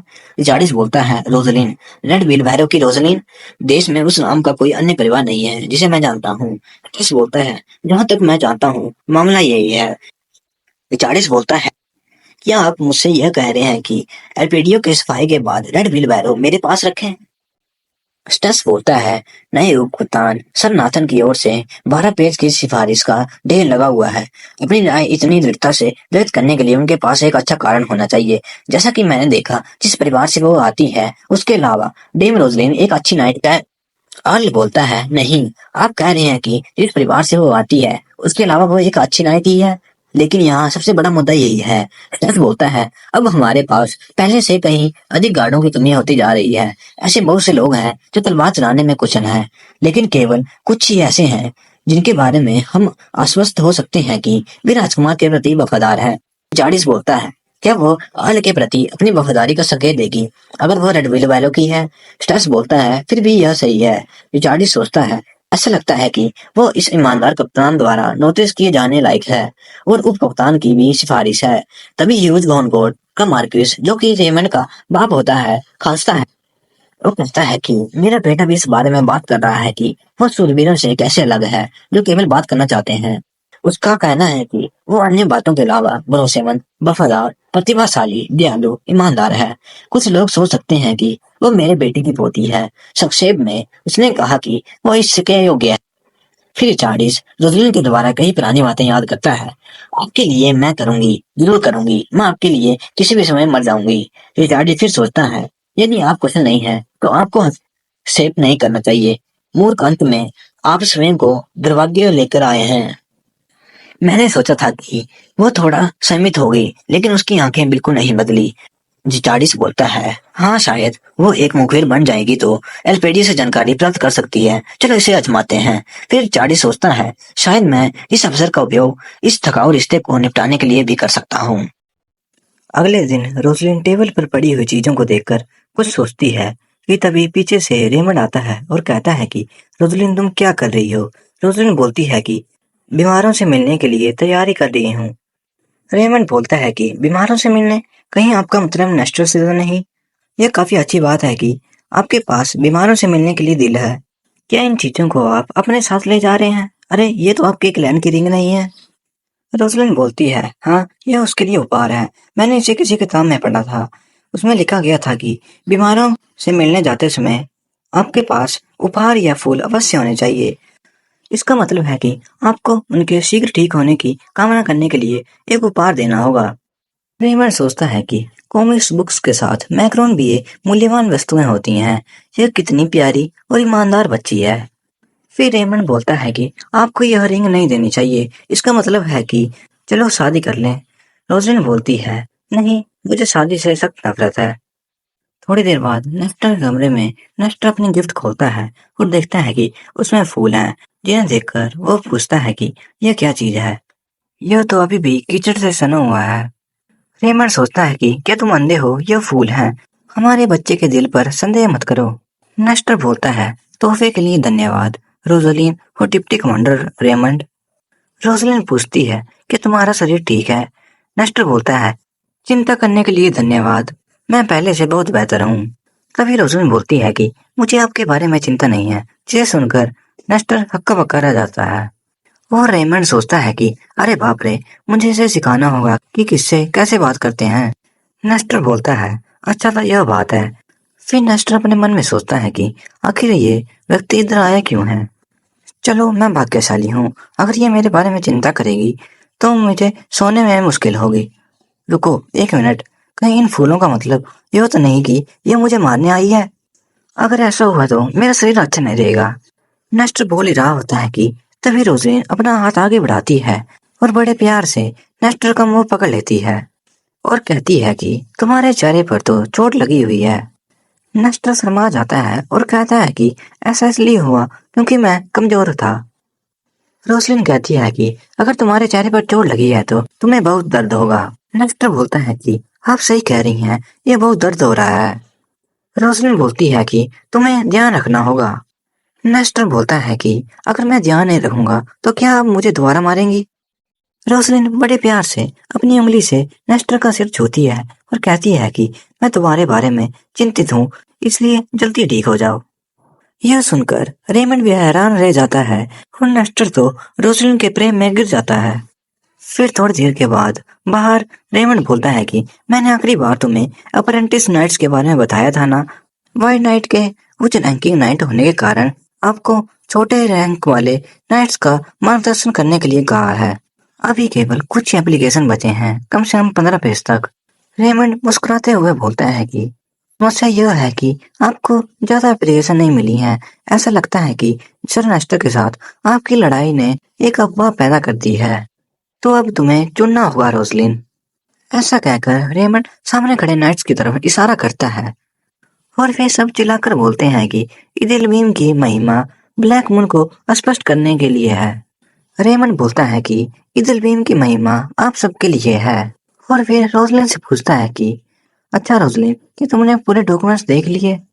लेकिन रोसलिन उसे सारे डॉक्यूमेंट्स पकड़ा देती है और वहां से चली जाती है। रेमंड पूछता है कि क्या तुमने एक भी डॉक्यूमेंट नहीं पढ़ा। आगे जाकर वो सीधा सामने खड़े नाइट को देखने लगती है और थोड़ी देर देखने के बाद आगे बढ़ जाती है और फिर आगे जाकर वो फिर से रुकती है और एक लड़की को देखने लगती है और उस लड़की को देखकर कहती है कि क्या मुझे 5 लोगों को चुनना होगा। रेमंड बोलता है नहीं, ज्यादा से ज्यादा 5 लोग, तुम जो चाहो कर सकते हो। तभी रोसलिन इशारा कर कर बोलती है कि ठीक है, फिर तुम और तुम। लड़का हैरान रह जाता है और कहता है कि मैं। रेमंड डॉक्यूमेंट्स देखता है और कहता है कि अच्छा, ये दोनों। चतुर्थ वर्षीय अप्रेंटिस नाइट पूरिका एबरहार्ड और तृतीय वर्ष अप्रेंटिस नाइट सूरी नेपाल की लेटिसिया। रोसलिन बोलती है एबरहार्ड और लेटिसिया, अपने सर्वोत्तम प्रयास कीजिए, मुझे आशा है कि आप मेरी मदद करेंगे। तभी बाकी नाइट्स आपस में बात करने लगते हैं कि सूरी नेपाल तो देश के बाहर गिरा हुआ एक परिवार है ना, और यहाँ तक कि दूसरा व्यक्ति एक आम आदमी है। आखिर ये इन दोनों को अपने साथ कैसे रख सकती है। एक सीनियर नाइट ऐसा चुनाव कैसे कर सकती है। तभी यह बातें सुनकर रेमंड बोलता है कि इन्हीं छोटे विचारों के कारण तुम्हारा चयन नहीं हुआ। हालांकि मैं आश्चर्यचकित हूँ कि रोसलिन ने इनका चयन किया कैसे। क्या इसने आंख की दृष्टि से इनका चयन किया। खैर, जिनका चयन नहीं हुआ है वे अब जा सकते हैं। एबरहार्ट और लेटिसिया, आज से आपको रोसलिन के स्थान के पास नियुक्त कर दिया जाएगा और आपको इनके मिशन और गतिविधियों के साथ पूरा समर्थन करना होगा। यह आपको तब तक करना होगा जब तक आप जूनियर नाइट नहीं बन जाते और राजकुमार के प्रति अपनी पूरी निष्ठा रखने के लिए तैयार नहीं हो जाते। आपकी वफादारी और सम्मान के बदले में रोसलिन आपको अपनी सर्वोत्तम क्षमता के साथ मार्गदर्शन देगी। क्या आपकी कोई राय है। एबरहार्ड और लेटिसिया दोनों बोलते हैं कि हम पूरी तरह से सहमत हैं। रेमंड बोलता है कि तुम्हारी प्यारी आंखें देखकर मुझे पुराने दिन याद आ गए। उस समय रोसलिन काफी जवान थी, उसके बाल काफी छोटे थे, लेकिन हाँ, वो अब पहले से काफी बुद्धिमान है। अच्छा चलो छोड़ो, इस बारे में कम सोचते हैं। थोड़ी देर बाद राजकुमार के कार्यालय में रोसलिन बोलती है कि मैं रोसलिन हूँ, वह सीनियर नाइट जिसे आपके महाहिम की अनुरक्षा करने के लिए नियुक्त किया गया है। मैं आपको अपने जीवन के साथ सुरक्षा करने की शपथ लेती हूँ। रिचार्डिस बोलता है कि मैंने कहा था मुझे तुम्हारे जीवन की जरूरत नहीं है, नाइट रोज। राजकुमार के मुंह से रोज सब सुनकर रोसलिन सोचने लगती है कि कैलिक्स ने कहा था कि रोज, यह नाम उसे उसकी माँ ने दिया था। यह मेरी बहन का छोटा नाम है, लेकिन वो इस नाम से काफी चिढ़ती थी। वह इस नाम से काफी नफरत करती थी, इसलिए मेरी माँ के अलावा उसे इस नाम से कोई नहीं बुलाता था। इसने मुझे यह जानबूझकर ऐसा कहा क्योंकि यह जानता है कि मैं इसे नफरत करती हूँ। रिचार्डिस बोलता है कि क्या तुम मुझे सुन रही हो नाइट रोज। रोसलिन बोलती है कि मैं आपको सुन रही हूँ माँ मैं। और फिर रोसलिन सोचती है कि जैसा मैंने सोचा था, राजकुमार रोसलिन को पसंद नहीं करता है। रिचार्डिस बोलता है कि आपकी याददाश्त में कुछ गड़बड़ है। मैंने यह नाइट ऑफ स्टार से सुना था। रोसलिन बोलती है कि आपने बिल्कुल सही सुना है। रिचार्डिस पूछता है कि तुम क्या जानती हो और क्या नहीं जानती हो। रोसलिन बोलती है कि कुछ भी नहीं। रिचार्डिस फिर से बोलता है तुम कुछ भी नहीं जानती हो। फिर रिचार्डिस सोचता है कि अच्छा हुआ पुराने अतीत का अजीब माहौल खत्म हो गया है, लेकिन इसने मेरा उत्तर उदासीनता से दिया और हमारी बातों पर ध्यान केंद्रित नहीं किया। उसके बारे में मुझे कोई परवाह नहीं है, क्योंकि जल्द ही हमें एक दूसरे को देखने की जरूरत नहीं पड़ेगी। रिचार्डिस चाय पीने ही वाला होता है कि तभी रोसलिन जोर से उसका हाथ पकड़ लेती है, जिसे देखकर रिचार्डिस चौंक जाता है और कहता है कि तुम आखिर कर क्या रही हो। एबरहार्ड पीछे से बोलता है कि ये तुम्हारा कैसा व्यवहार है रोसलिन। रोसलिन बोलती है कि इसे मत पीना, ऐसा लगता है कि इसमें कुछ मिलाया गया है। राजकुमार हैरान रह जाता है और नौकरानी की तरफ गौर कर देखता है, जिससे नौकरानी एकदम से डर जाती है और कहती है कि मैं यह नहीं जानती, यहाँ तक कि मैंने आपको इसे देने से पहले पी भी लिया था। वो सब जानते हैं कि राजकुमार पर जहर काम नहीं करता, तो ऐसा करने का कुछ फायदा नहीं है। रोसलिन बोलती है कि तो तुम्हारा मतलब अगर राजकुमार पर जहर काम करता तो तुम ऐसा करती। राजकुमार बोलता है यह सही कह रही है, अगर ऐसा नहीं है तो क्या आपने इस तरह का जहर बनाया है जो मेरी शक्ति की बिना परवाह कर कर मुझ पर काम करता है। रोसलिन बोलती है कि यह मुमकिन है। साथ में खड़ा सेवक नौकरानी को गिरफ्तार करने के लिए बोलता है कि तभी नौकरानी अपने सारे चाकू निकालती है और जाओ जाकर मर जाओ राजकुमार कहकर तभी राजकुमार पर हमला कर देती है। लेकिन तभी रोसलिन बड़ी तेजी से अपनी तलवार का इस्तेमाल कर उन चाकुओं से राजकुमार को बचा लेती है, जिसे देखकर राजकुमार हैरान रह जाता है। रोसलिन सोचती है कि इसकी शक्तियां जितनी मैंने सोची थी उससे काफी बेहतर है। तभी नौकरानी टेबल को उठाकर रोसलिन की तरफ फेंक देती है और सीधा राजकुमार को मारने का प्रयास करने लगती है। चाकू राजकुमार को लगने ही वाला होता है कि तभी रोसलिन अपने घुटने की मदद से नौकरानी को एक जोरदार लात मारती है, जिसके कारण नौकरानी बेहोश हो जाती है। लेकिन फिर भी रोसलिन उसे मुक्का मारने से नहीं रुकती और उसे मारती रहती है। तभी पीछे से एबरार्ड बोलता है कि रोसलिन प्लीज रुक जाओ, नहीं तो यह मर जाएगी। रोसलिन रुक जाती है और कहती है कि यह अभी मरी नहीं है। राजकुमार सोचता है कि ऐसा लगता है कि यह इसे तब तक मारती रहेगी जब तक ये मर नहीं जाए। फिर राजकुमार बोलता है कि इसकी जान बख्श दो, हमें इसकी पीछे की शक्तियों के बारे में जांच करनी है रोसलिन, इसलिए इसे जाने दो। रोसलिन बोलती है कि समझ गई। राजकुमार बोलता है कि अच्छा तुम्हें पता कैसे चला कि हत्यारा कौन है। रोसलिन बोलती है कि उस पल जब मैंने इसकी ओर देखा था तो मुझे खून की गंध आई थी। उसके अलावा इसने चाय पीने का नाटक किया था। राजकुमार बोलता है कि आपकी आंखें काफी तेज हैं। बहुत बढ़िया। ईमानदारी से कहूँ तो जितना मैंने सोचा था आप उससे काफी बेहतर हैं। और एक और चीज जो मुझे आश्चर्य में डाल रही है कि इस चाय में आखिर मिलाया क्या गया था। ऐसा कहकर राजकुमार चाय पीने का प्रयास करता है, लेकिन तभी रोसलिन अपने हाथ से उनका मुंह बंद कर देती है और उनसे कप ले लेती है। एवरार्ड बोलता है कि रोसलिन तुम फिर से बदतमीजी कर रही हो, अपना हाथ इनके मुंह से हटा लो। तभी इसेरियन बोलता है कि कप मुझे दे दो रोसलिन, मैं इसे देखता हूँ। राजकुमार बोलता है कि इसे इसेरियन घुमा देना, अगर आप प्यार से इस कप को नीचे रख देंगे मैं आपकी मेरे टेबल पर कूदने की बदतमीजी को माफ कर दूंगा। इसेरियन बोलता है कि आप 25 साल के हो गए हैं महाराज, लेकिन आप अभी भी इतने जिद्दी क्यों हैं? इसमें जहर है। राजकुमार बोलता है कि इसने मुझे, जो कि जहर के प्रति प्रतिरक्षी होने के लिए प्रसिद्ध है, जहर पिलाने की कोशिश की। यदि यह जहर इतना शक्तिशाली है तो आप इसे कैसे पहचान सकते हैं? इसेरियन बोलता है कि फिर भी महाराज, हम आपके कीमती शरीर का इस्तेमाल एक जहर के प्रशिक्षण के लिए कैसे इस्तेमाल कर सकते हैं? हमें इसे मंदिर में दे देना चाहिए। तभी राजकुमार बोलता है कि मंदिर? ओ, तुम्हारा मतलब उन अयोग्य लोगों से तो नहीं जो टैक्स का पैसा बर्बाद करते हैं और देवी शक्तियों पर विश्वास करते हैं। रोसलिन चाय की तरफ देखती है और मन में सोचती है कि जादुई शक्तियां, ये वही जादुई शक्तियां हैं जो मैंने राक्षसों से लड़ते समय महसूस की थी। इसेरियन बोलता है कि क्या यह हथियार जादुई शक्तियों के साथ बने हैं? ये हथियार शिकार प्रतियोगिता के बाद मिले थे, मैं इन्हें यहाँ ले आया बस इसलिए क्योंकि। तभी रोजन बोलती है कि असल में इन हथियारों में जहर युक्त जादुई शक्तियां हैं। इसेरियन कहता है कि तो अच्छा ऐसी बात है, जादुई शक्तियाँ और देवी शक्तियाँ संगत हैं, इसलिए यदि अगर यह जादुई जहर किसी को लग जाता है तो चाहे वो कितनी भी देवी शक्तियों का इस्तेमाल करे, वो इससे छुटकारा नहीं पा सकता, ना ही इनसे ठीक हो सकता है। उन्होंने बहुत ही भयानक चीज बना दी है। रोजलिन बोलती है कि ऐसा लगता है कि इस चाय में भी शिकार प्रतियोगिता वाला जहर मिलाया गया है, जिसे सुनकर राजकुमार और इसेरियन दोनों हैरान रह जाते हैं। राजकुमार बोलता है कि तुम्हें यह कैसे पता? फिर रोजलिन को अपने भाई के द्वारा कही गई बातें याद आती हैं कि बहन, याद रखना, अगर आपको शाही महल में इस तरह का जहर दिखाई देता है या आपको इस जहर के बारे में किसी को बताना है तो बस एक शब्द बोलना। उनको यह मत बताना कि आप जादुई शक्ति देख सकती हो, नहीं तो आप पकड़ी जाओगी। फिर रोजलिन बोलती है कि क्योंकि जादुई शक्तियां और देवी शक्तियां असंगत हैं। इसेरियन बोलता है कि अच्छा, तो ऐसी बात है, ऐसा नहीं है कि इस जहर को ठीक करने के लिए पर्याप्त देवी शक्ति नहीं है। यह कहना और भी अविश्वसनीय है कि इस जहर पर देवी शक्तियां अपना हाथ ही नहीं डाल सकती। आखिर वह इस निष्कर्ष तक पहुंचे कैसे? राजकुमार बोलता है कि अगर यह सच है तो यह काफी अविश्वसनीय है। यह ऐसा जहर है कि इसे देवी शक्ति भी ठीक नहीं कर सकती और यहाँ तक कि इसमें अपना हाथ भी नहीं डाल सकती। राजकुमार मन में सोचता है कि मेरी देवी शक्तियां मरने वाले लोगों को बचा सकती है। क्या होगा अगर उन्होंने ऐसा जहर बना दिया जिसे मैं ठीक नहीं कर सकता? देवी शक्तियां जहर को ठीक नहीं कर सकती?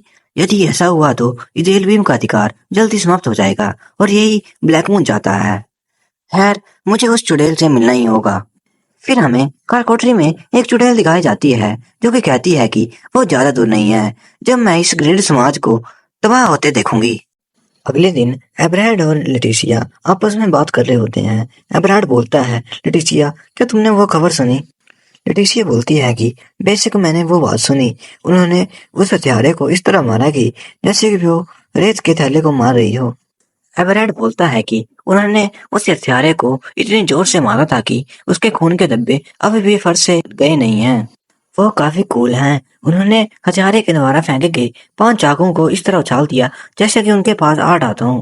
एवरेट और लेटिसिया रोजलिन के बारे में बातें कर ही रहे होते हैं कि तभी सामने से रोजलिन आ जाती है, जिसे देखकर वे कहते हैं, आपको देखकर खुशी हुई रोजलिन। रोजलिन भी कहती है कि आपको भी देखकर खुशी हुई। फिर रोजलिन को रेमंड के द्वारा कही गई बातें याद आती हैं कि रोजलिन, व्हाइट नाइट में बहुत सारे अप्रेंटिस नाइट्स हैं। अप्रेंटिस नाइट्स का सबसे बड़ा लक्ष्य एक जूनियर नाइट बनना है और आधिकारिक रूप में एक ऑफिशियल नाइट के समान मान्यता प्राप्त करना है। इसके अलावा जूनियर नाइट और अप्रेंटिस नाइट में सबसे बड़ा अंतर तलवारबाजी का होता है। आपको उन्हें यह दिखाना होगा कि उनमें क्या कमी है। फिर रोजलिन लकड़ी की तलवार दोनों को पढ़ा देती है और कहती है कि मुझे सबसे पहले अपनी स्किल्स दिखाओ, एबराड और लेटिसिया। लेटिसिया और एबराड रोजलिन से तलवार तो ले लेते हैं, लेकिन अंदर ही अंदर वो काफी डरे हुए होते हैं। इन्हें घबराया देखकर रोजलिन सोचती है कि इनकी लड़ाई की क्षमता, क्या ये छोटे हिरन के बच्चे हैं? इनकी खतरे को भांपने की क्षमता एक छोटे हिरन के बच्चे के समान भी नहीं है। अगर मैं इन्हें ऐसे ही रहने दूंगी तो ये बिना जाने ही मर जाएंगे कि वे कब और कैसे मरे।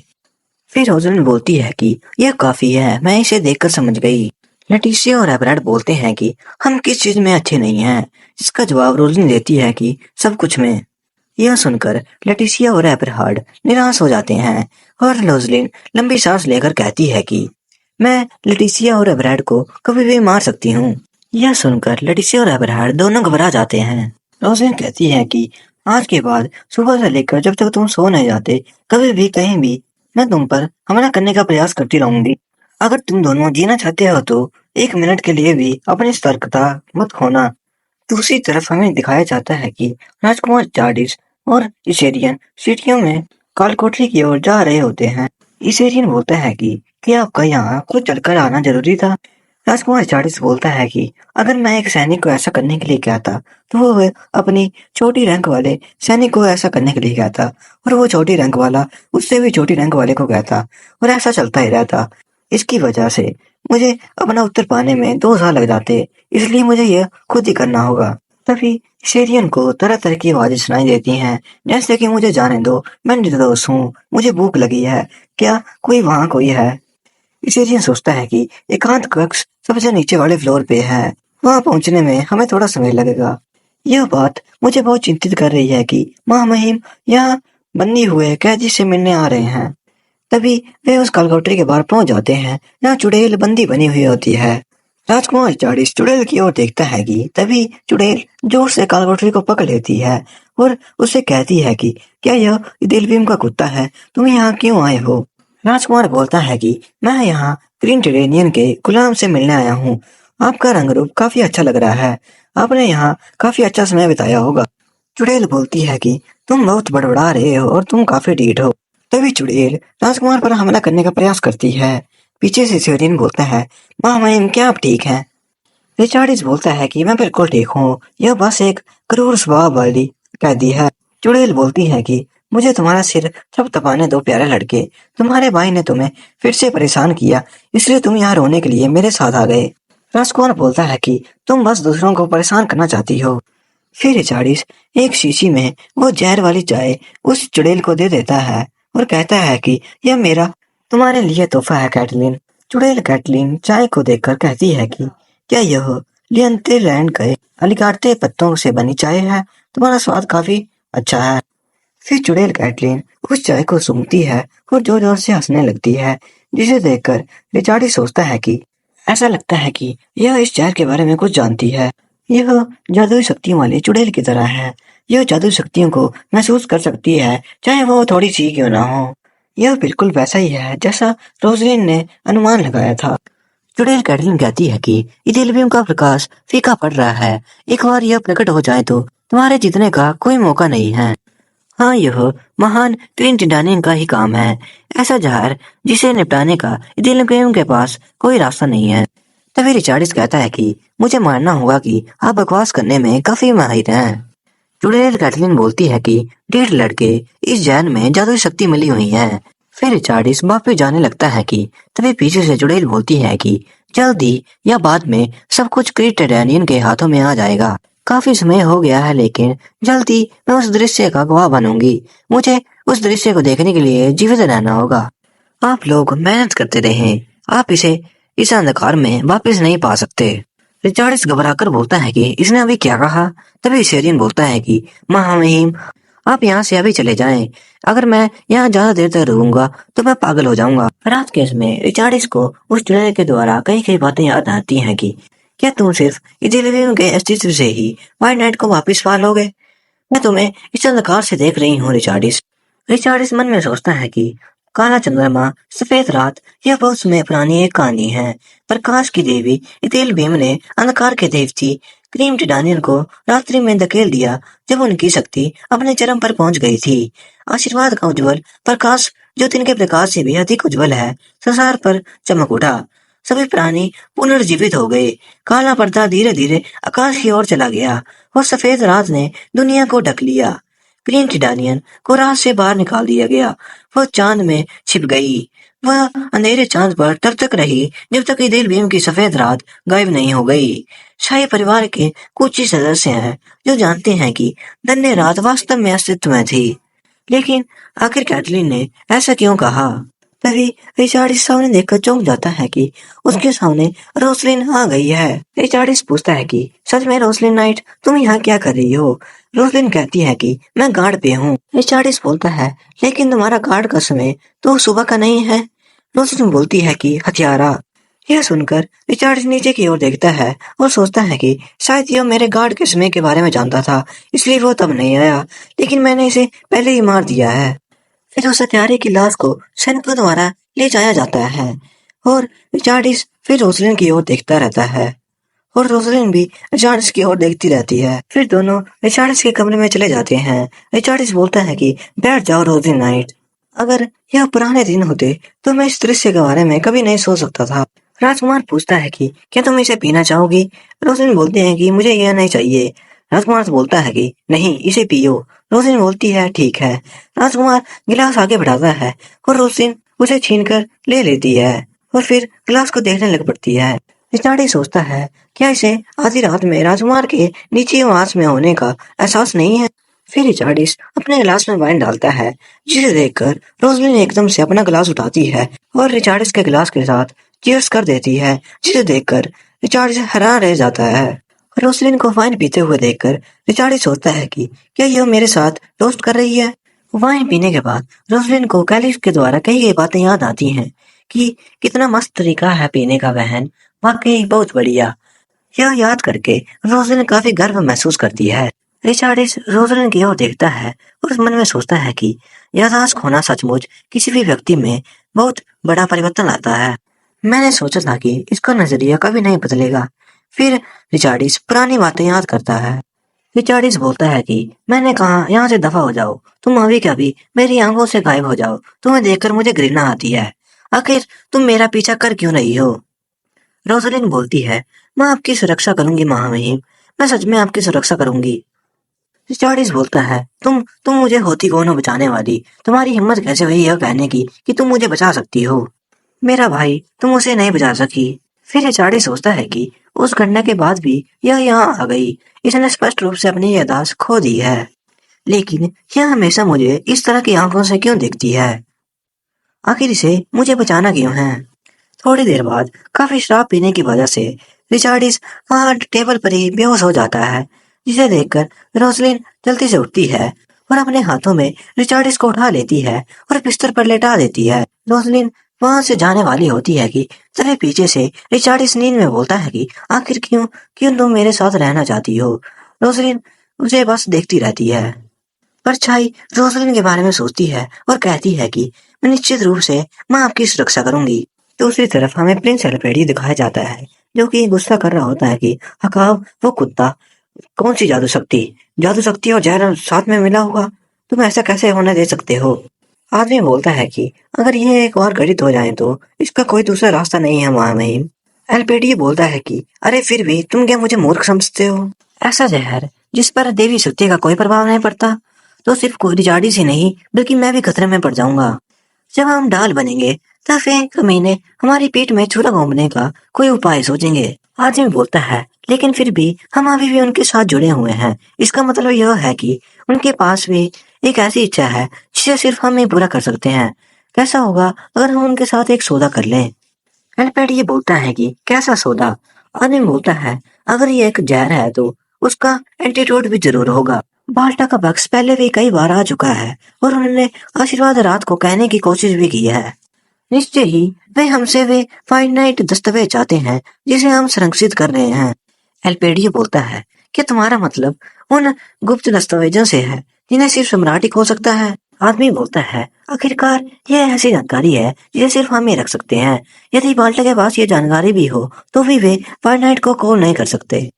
एलपीडी बोलता है यदि ऐसा है तो हकाब के पास जाते समय रिकार्डिस को रोकने और शीघ्रता से मार को शक्ति प्राप्त करने की विधि सौभाग्य से कोई तो है जो उपयोग करने लायक है।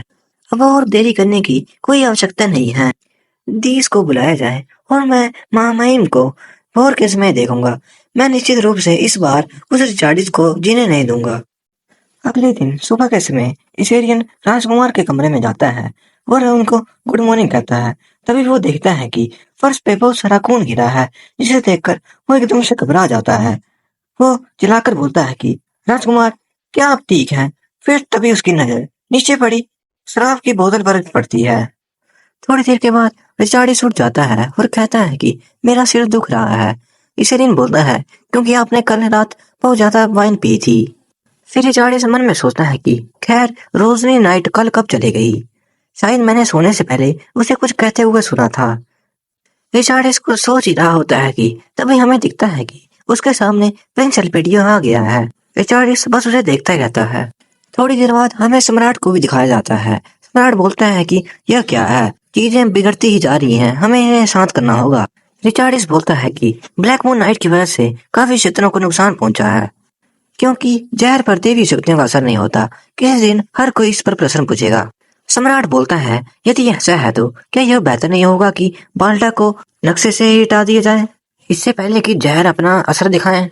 रिचार्डिस मन में सोचता है कि यह संभव है कि जो देश संतों की पूजा करता है वह सबसे पहले युद्ध शुरू करें। तभी एलपीडी बोलता है कि सम्राट के सबसे पहले हम इस बात पर गौर करें कि लोग क्या सोचते हैं। सबसे पहले हमें बाल्टा की आंतरिक स्थिति को देखना चाहिए और फिर उनकी दिशा का पहले से अनुमान लगाना चाहिए। इससे सब कुछ हमारे पक्ष में होगा। रिचार्डिस मन में सोचता है कि एल्पेडियो यह कहना क्या चाहता है। एल्पेडियो बोलता है तो क्यों ना हम एक प्रतिनिधि मंडल भेजें। हम बाल्टा में एक प्रतिनिधि मंडल भेजेंगे ताकि हम उन्हें बता सकें कि हमारी वर्तमान स्थिति क्या है। क्योंकि प्रिंस रिचार्डिस ही वे व्यक्ति थे जिनके पास ब्लैक मून को दबाकर पार्टी का नेतृत्व करने का बहुत बड़ा श्रेय था। इस योजना से बाल्टा पर दबाव डालने में बहुत मदद मिलेगी। रिचार्डिस सोचता है कि अच्छा तो यह इसका उद्देश्य है। सम्राट बोलता है कि बाल्टा में प्रतिनिधि मंडल भेजने का विचार 2 साल पहले भी किया गया था। अब समय आ गया है कि हम उन अज्ञानी लोगों को अपनी शक्ति दिखाएं। तभी रिचार्डिस बोलता है कि इस समय हर जगह युद्ध चल रहा है, क्या प्रतिनिधि मंडल भेजना खतरनाक नहीं है? जहर का मुद्दा अभी भी अनसुलझा है, इसलिए जो हम हासिल कर सकते हैं उससे महत्वपूर्ण ये है कि तभी सम्राट बोलता है कि रिचार्डिस, महाद्वीप को आशीर्वाद देने वाला वो गौरवशाली प्रकाश एक विश्व के कारण कभी फीका नहीं पड़ेगा। चिंता मत करो, इलेवेनिया के दूसरे राजकुमार के रूप में आपकी एक महान पहचाना है। सम्राट और अल्पेडियो की भयानक दृश्य को देखकर रिचार्डिस चुप हो जाता है और फिर थोड़ी देर के बाद मैं आपकी इच्छा का स्वीकार करना चाहूंगा कहकर वहां से चला जाता है।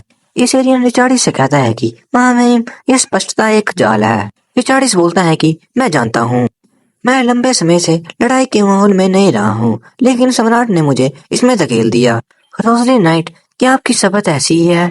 मैं इस तरह जीने से थक गया हूँ। चलो महल की ओर वापिस चलें। थोड़ी देर बाद महल में कुछ नौकरानियां आपस में बात कर रही होती हैं कि मैंने सुना है कि दूसरे राजकुमार बाल्टा में प्रतिनिधि मंडल के नेतृत्व के लिए जिम्मेदार हैं। इस समय प्रतिनिधि मंडल, क्या यह खतरनाक नहीं है? कैसे कोई यह नहीं जान सकता कि ब्लैक मून बाल्टा का सबॉर्डिनेट है? यह तो अपने आप को दे देना है। वैसे भी महामहिम दुर्भाग्यशाली हैं। तभी लेडिसी बोलती है कि वैसे तो हर कोई थोड़ा सा असहज है, लेकिन सच्चाई तो यह है कि उनका मनोबल गिर गया है। अगर नाइट रोजलिन प्रतिनिधि मंडल के साथ चली जाती है तो हम कि तभी रोजलिन अपनी तलवार निकालती है और उन दोनों पर फायर कर देती है। लेडिसी बोलती है, नाइट रोजलिन, क्या हुआ? रोजलिन बोलती है, क्या मैंने यह नहीं कहा था कि मैं किसी भी समय हमला कर सकती हूँ? हालांकि तुम दोनों इसको रोकने में सक्षम रहे, लेकिन तुम्हारी ताकत अभी भी कमजोर है। अगर मैं सचमुच हमला करती तो तुम लोग मर गए होते। जब तक मैं यहाँ नहीं हूँ, कृपया ध्यान देना याद रखें। तभी सोने से बड़ी गाड़ियां सामने से गुजर रही होती हैं कि एक सोने का सिक्का नीचे गिर जाता है। रोजलिन उस सिक्के को उठाने के लिए नीचे झुकती है और अपना हाथ आगे बढ़ाती है। तभी एक दूसरा हाथ भी आगे आता है और रोजलिन के हाथ को अपनी उंगली से छूता है और कहता है कि बाल्टा के राजकुमार के लिए एक भेंट है। काफी दिन हो गए मिले हुए नाइट रोजलिन। यह आदमी कोई और नहीं बल्कि 5वां राजकुमार दियाज होता है। दियाज बोलता है कि मिस रोजलिन, क्या मुझे थोड़ा समय देंगी? फूल खिल गए हैं। रोजलिन इसे देखकर सोचती है कि साम्राज्य के 5वें राजकुमार, आखिर उनका रोजलिन के साथ क्या संबंध है? दियाज रोजलिन की तरफ देखता है और कहता है कि जब मैंने सुना था कि आप बहुत घायल हैं तब मुझे बहुत चिंता हुई थी। सौभाग्य से आप स्वस्थ हैं। रोजलिन कहती है, धन्यवाद। दियाज बोलता है, अच्छा, मैंने सुना है कि आपको मेरे भाई को ले जाने के लिए नियुक्त किया गया है। मैंने सुना है कि इस बार आप भी मेरे साथ चलेंगी। रोजलिन बोलती है, हाँ, बिल्कुल सही कहा। दियाज बोलता है, दरअसल मैं काफी खुश और सम्मानित महसूस कर रहा हूँ। मैं चिंतित था क्योंकि मेरा वहाँ कोई भी करीबी नहीं था, लेकिन हाँ, मैं बाल्टा वालों के साथ करीब होने के लिए भी उत्सुक था। रोसलिन पूछती है कि क्या आप बाल्टा जाएंगे? दियाज बोलता है कि हाँ, मैं राजकुमार हकाब से काफी बार मिल चुका हूँ, लेकिन हमारा रिश्ता इतना करीबी नहीं है। मैं इसे दोबारा कहूंगा। मैं सचमुच तुम्हारे बारे में बहुत चिंतित था रोजलिन। यह सुनकर रोजलिन मन में सोचती है कि यह मुझे मिस रोजलिन नहीं बल्कि रोजलिन कहकर बुला रहा है। क्या हमारा रिश्ता इतना करीब का है? तभी रोजलिन की नाक पर एक फूल का हिस्सा गिर जाता है, जिसे देखकर जहाज बड़े प्यार से उस फूल के हिस्से को उसकी नाक से उठा देता है।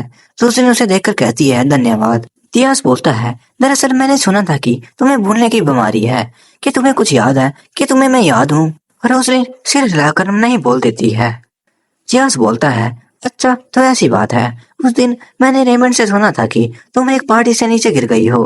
जैसे लड़ाई शुरू हुई मैं तुम्हारी तलाश में निकल गया था, क्योंकि तुम मुझे नहीं मिली। मैं बहुत चिंतित था। आप बैरक से इतनी दूर चट्टान में कैसे गिर सकते हैं? रोजलिन पूछती है, क्या जिस चट्टान में मैं गिरी थी वो बैरक से दूर था?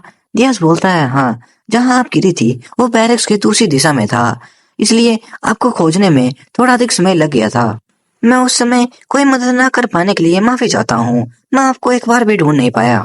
आपको इतना स्वस्थ देखकर मैं बहुत खुश हूँ। आप बहुत भाग्यशाली हैं रोजलिन।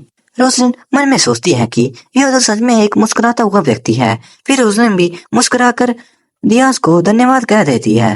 रोसलिन को देखकर डियाज शर्मा जाता है और कहता है, प्रतिनिधिमंडल में आपसे दोबारा मुलाकात होगी। आपको सुरक्षित और स्वस्थ देखकर खुशी हुई रोसलिन। तो फिर अब मैं चलता हूँ। रोसलिन भी हाथ हिलाकर उसे अलविदा कह देती है और फिर सोचती है कि सोचा जाए तो न ही हत्या का सेना के आने से पहले और न ही उसके बाद मैं इनसे मिली हूँ। उस समय वहाँ काफी लोग थे, वो सब मुझे ढूंढने में व्यस्त थे, इसलिए मैं उसे देख नहीं सकी। उस समय उसने रेमंड के शब्द सुने थे। 5वें राजकुमार के शब्दों से सब कुछ स्पष्ट हो गया है कि रोसलिन उस समय या उससे पहले घटना स्थल पर ही थी। कॉन्ट्रैक्ट के समय सबसे पहले बात यह थी कि इस शरीर को स्वस्थ किया जाए। जब वो नीचे गिरी थी तब उसे काफी नुकसान हुआ था। उसकी हड्डियां भी टूट गई थी और अंग भी दब गए थे।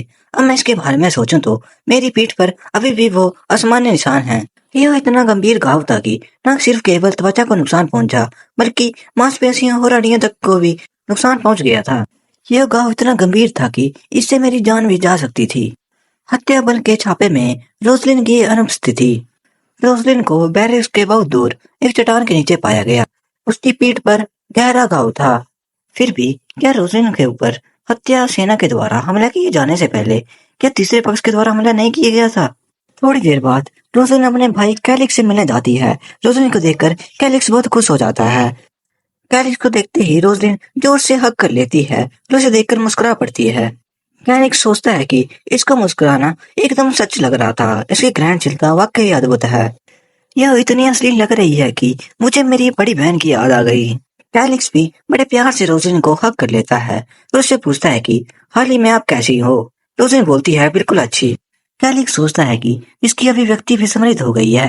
वैसे भी यह बहुत बदल गई है।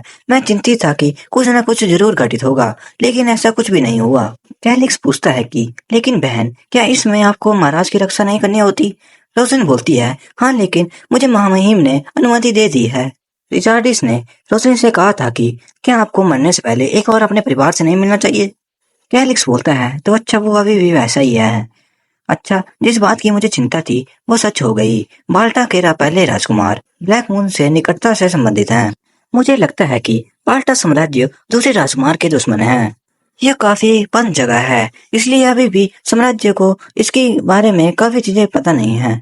यह सुनकर रोसलिन जल्दी से अपना सामान कैलिक्स पर कटाती है और सामने लगी तलवार को ओर देखती है और कहती है, यह दीवार, इसके पीछे आखिर है क्या?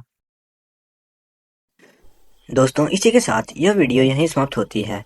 अगर आपको ये वीडियो अच्छी लगी तो प्लीज़ लाइक और सब्सक्राइब जरूर करें। और हाँ, अगर आप ये पार्ट जल्दी चाहते हैं तो कमेंट सेक्शन पर पार्ट 3 जरूर लिखें।